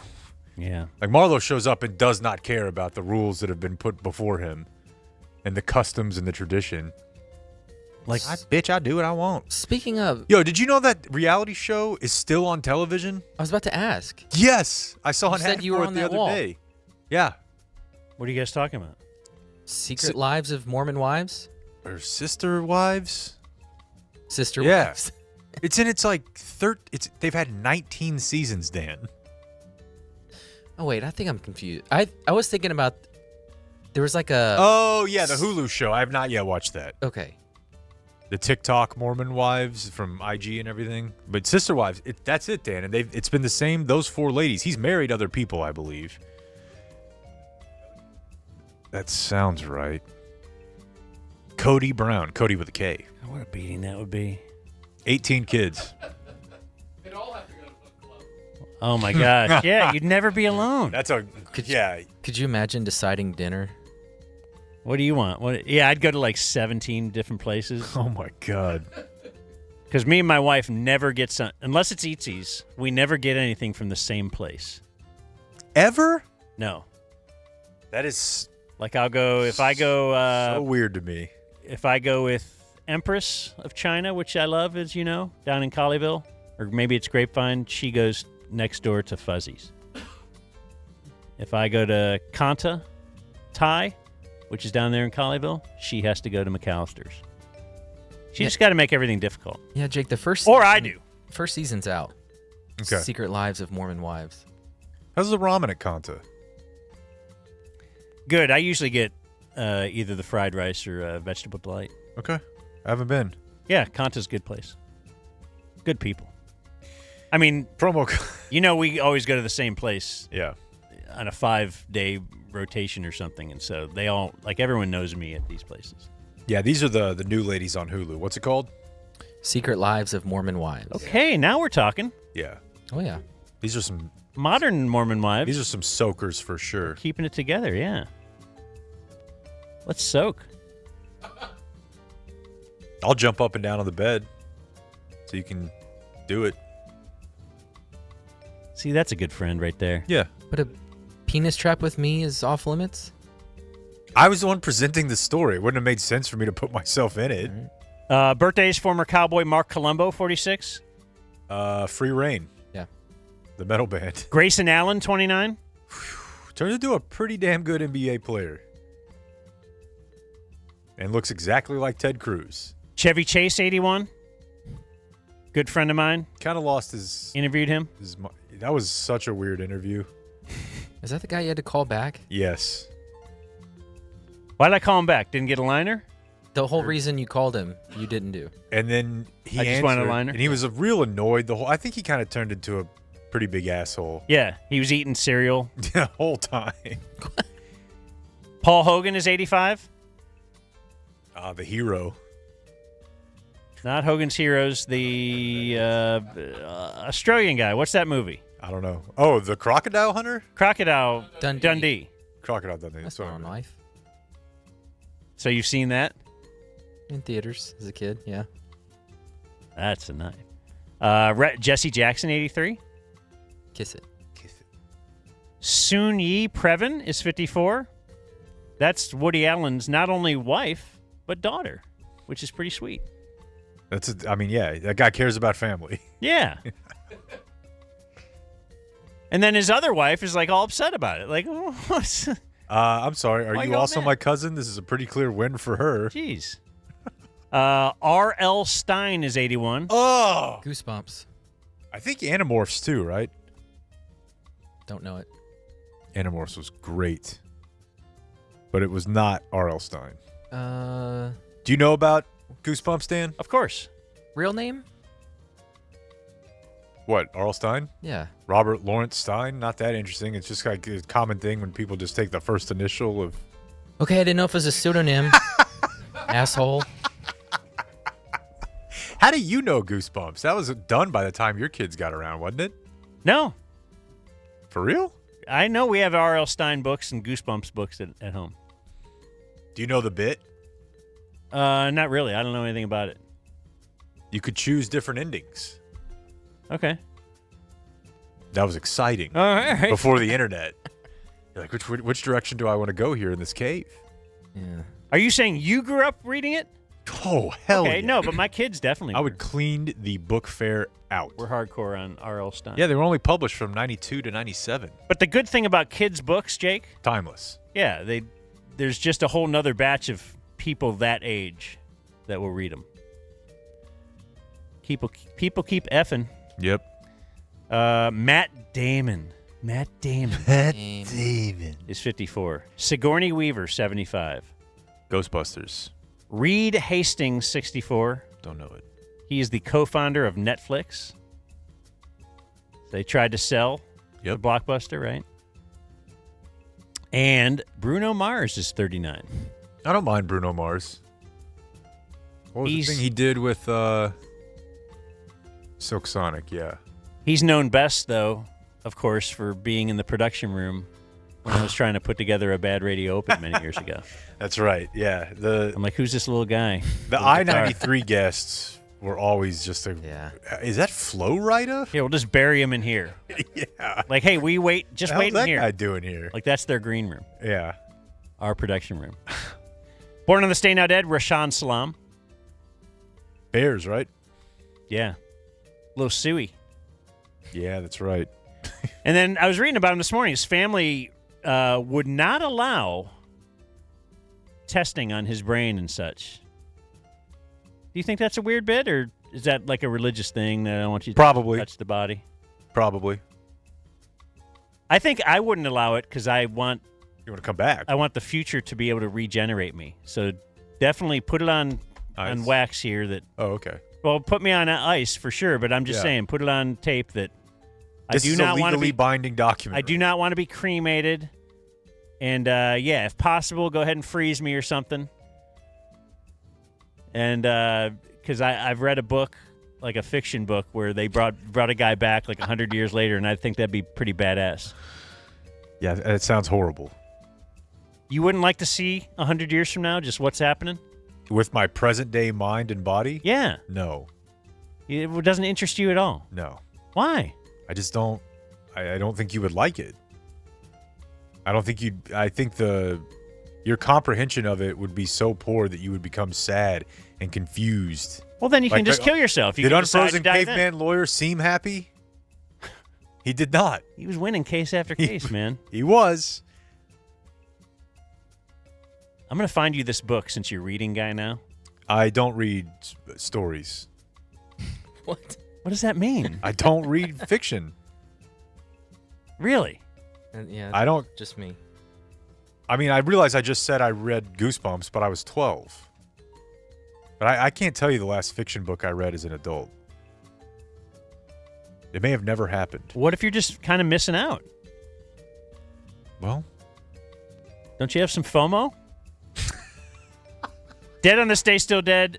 John Hancock, who just wrote his name real big. Like, that's all you got to do. It's kind of a baller move. Write your name big. Yeah. And Burt Young died on this day 1 year ago today. Yeah, I think if his name was John Hanson, that wouldn't have turned into a thing. You think because it said cock? Yeah. I don't think people were calling penises cocks 300 years ago. Yeah, let me see your John Hancock. They might have been, though. Let's do that. That sounds really dirty. That was very Inception. The guy playing the drop is laughing in the background. In the of drop. Origin of word cock for penis. We're going to learn something else today. This is going to be great. Yeah. Etymology of the slang cock. Maybe not going to be great. It says it refers to the rooster cock as an expression of masculinity. Yeah, I don't know. Oh. I guess we're not going to learn anything. Well, I don't want to... You know what? Wednesday, I'll have an answer for you. Wednesday? Oh, excuse me, Thursday. Okay. Wednesday, we might do the... all rehab talk. Yeah, I'll tell you. That's kind of going to be a series. I'll tell you the other habit. That's what I was trying to think of earlier that I'm going to have to break is I have to remember that I don't have to shake out my shoes every time I put them on. Oh, cockroaches or whatever, bug? Oh, no. In the room. That's how you get bit by the scorpion. Scorpion. Gross. Oh, wow. So before we do closing remarks, you teased or you said that Deshaun Watson was the third worst EPA quarterback. Fifth, whatever. Something. Yeah. I went ahead and pulled the worst EPAs, kind of based on what the stipulations were, which were starting 5 games a year. The first 5 games, or 5 games, yeah. Was it just 5? The first 5 games of any season. Okay. Well, I can't tell if it was the first 5 or not with these. but I do have a list of quarterbacks with worse than Deshaun Watson. The first was Alex Smith, 02, 03, 04. Joey Harrington, around the same years. I bought the Harrington hype big time. Because he was awesome at Oregon? Yeah, he's hot. High Detroit draft pick, right? Might have been Matt Miller or Matt Millen. Zach Wilson's years in New York. Mark Bolger somehow. That's a weird career. Derek Anderson, Sam Darnold, Kyle Bowler, Tim Couch, Matt Hasselbeck. They all had kind of bad years. Those That's are all not horrible company. Maybe those you are all still got a guys chance. that had consecutive years playing at least 5 games with 3 straight seasons of negative EPA. He's still got a chance. There's some good names on there. Oh, and Quincy Carter is one of them too. Good sports note. That is a good sports note. Yeah, it is time for closing remarks with Will and Eric. Good buddies who, I guess you're good buddies, correct? Yeah, I'd say so. Will, how much paternity leave do you get? Ooh, my company kind of sucks, so I got 2 weeks, and then could take time on for that. But yeah, I got bad example. I got a week. I think I got 2 days. Yeah. He was just saying like, he's off for a month right now. Okay, that's sweet. Yeah, work-life balance in Europe, right? It's better to be off for a month and be here than Jake's month. Just saying. Right? You got your phone. Yeah, I guess. There's no naked guy trying to break your window down. Yeah, but maybe Jake achieved something, right? Like he achieved something. Right, that you're month. doing nothing. Yeah, I'm just Jake, there with my dick in my hand. Right? Jake bettered himself. And bettered us. Anyway. A month off. That'd be sweet, wouldn't it? Yeah, I mean, I know I was gone for a month, but rest assured, there was someone telling me where to be every 15 No, minutes. no. That doesn't sound like It's not vacation. Like I'm not thinking, man, I would love to do what Jake just did. Yeah, month off, he said pretty much every company right when you start has to offer you 4 weeks. Now, I would like he's to got go to your 6. place if I could be in a room by myself, eat whatever I wanted all the time, and have all my electronics. Yeah. That would be a great month. Yeah. Well, wasn't that? Yeah. That would just be your wife leaving for a month. Got so excited. Yeah. See, we're talking right now because we're waiting on you guys to have like closing remarks, and it does not I'm desperate materialize not to yet. step on your toes. No, I really have. I've thought about this since we signed up for it. I have no plan and no idea for what I want to do for closing remarks. I think at the end of the day, I just want to. I loved you guys for a long time, so I've lived in London for 12 years. You guys were one of the key things that got me or kept me connected back to Dallas because bad radio at the beginning, but as it went through, was right in the time slot that I could listen to because of the way the hours worked. So have loved the stuff you guys have done for a long, long time and just really appreciate it. I think is my. That's awesome. Real I respect soppy, that. I really respect that more than someone who thinks they have a lot like Eric Johnson and doesn't. He's just like, hey, I'm a fan. I'm part of the team. I took a couple notes. Blake, you mentioned Venn diagrams earlier. I love to reference Venn diagrams, especially at work, but only when they either don't touch or 100% overlap. And I like to remind people that those are also Venn diagrams. Yeah, there's circles. Yeah, they just don't touch. Yeah, okay. Second follow-up, I think, Jake, you mentioned the order of flossing. And so initially, I forget who was on board with what. When you brush, rinse, spit the water out. I was a brush, spit, rinse with water, spit, and then I would floss, and then I would use mouthwash. Very, very diligent. We talked about dental health, I think, on Friday as well. Talked to my hygienist a couple weeks ago, and I said, hey, I heard about kind of flipping the script on that, and she's like, no, like new studies show that brush first and don't spit or spit, don't rinse because the fluoride gets in between. The fluoride stays and you can kind of use it. Yeah. And she's like, actually floss second, and it draws. It'll bring you'll get the stuff out, but it'll draw the fluoride. You pull it down in between the teeth. So she said, flip your order. So I now implemented. That's good. Look, that's a little zig when they zag right there. Who would think? Oral hygiene is very important. It is. This show drove me to better better oral hygiene. And there you go. And I think dental hygiene is important. It's the best review I've ever heard. Like, let me tell you guys what we do. It does not taste good. I don't know how you feel about whether or not mouthwash tastes good. I find it refreshing. What's not refreshing is the mouthwash that they give you that can't have alcohol in it. It tastes like shampoo.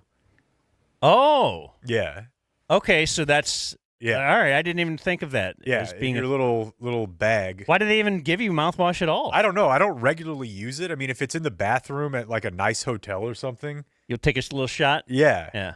We've been to some remotes where they had it. I don't really buy it all that much, but then it was in the drawer, so I tried it. And I was like, ugh, I don't know why putting alcohol in it makes it taste like it's cleaning my mouth, but it didn't. It was gross. Hey, thanks. Absolutely, yeah. And so the final parting shot would be just kind of similar to what Will mentioned, but started listening to The Ticket kind of in 2008 on the stream. Went to grad school overseas. Podcasts were becoming a thing, so you guys started getting the show chopped up and was listening to that. You guys kicked off IGB then, so followed you guys through all that and being able to carry it around on an iPod. So yeah, all over the world, pulled you guys to a bunch of places. Like I said, live in Oregon now, so still religiously listen and just for the same reasons, yeah, it keeps me grounded to what's going on here. You know, who's talking about the Cowboys because they actually want to talk about the Cowboys and all the stuff that comes with that. So I'd say, keep doing what you're doing. The length of the podcast doesn't matter. We're gonna listen anyway. The price, I don't know. Actually, I'm a weird guy. I don't pay for it, but happy to come in here and sit with you guys and just want to see you guys keep doing what you're doing. And I'll keep listening. I love it. It means you're financially responsible, I think is what it means. Well, thank you guys. Thanks to Eric. Thanks to Will. And adios, mofo. We gotta go before this becomes a zoo. Thank you for watching my video. Subscribe and type for my name if you want to watch more of my videos.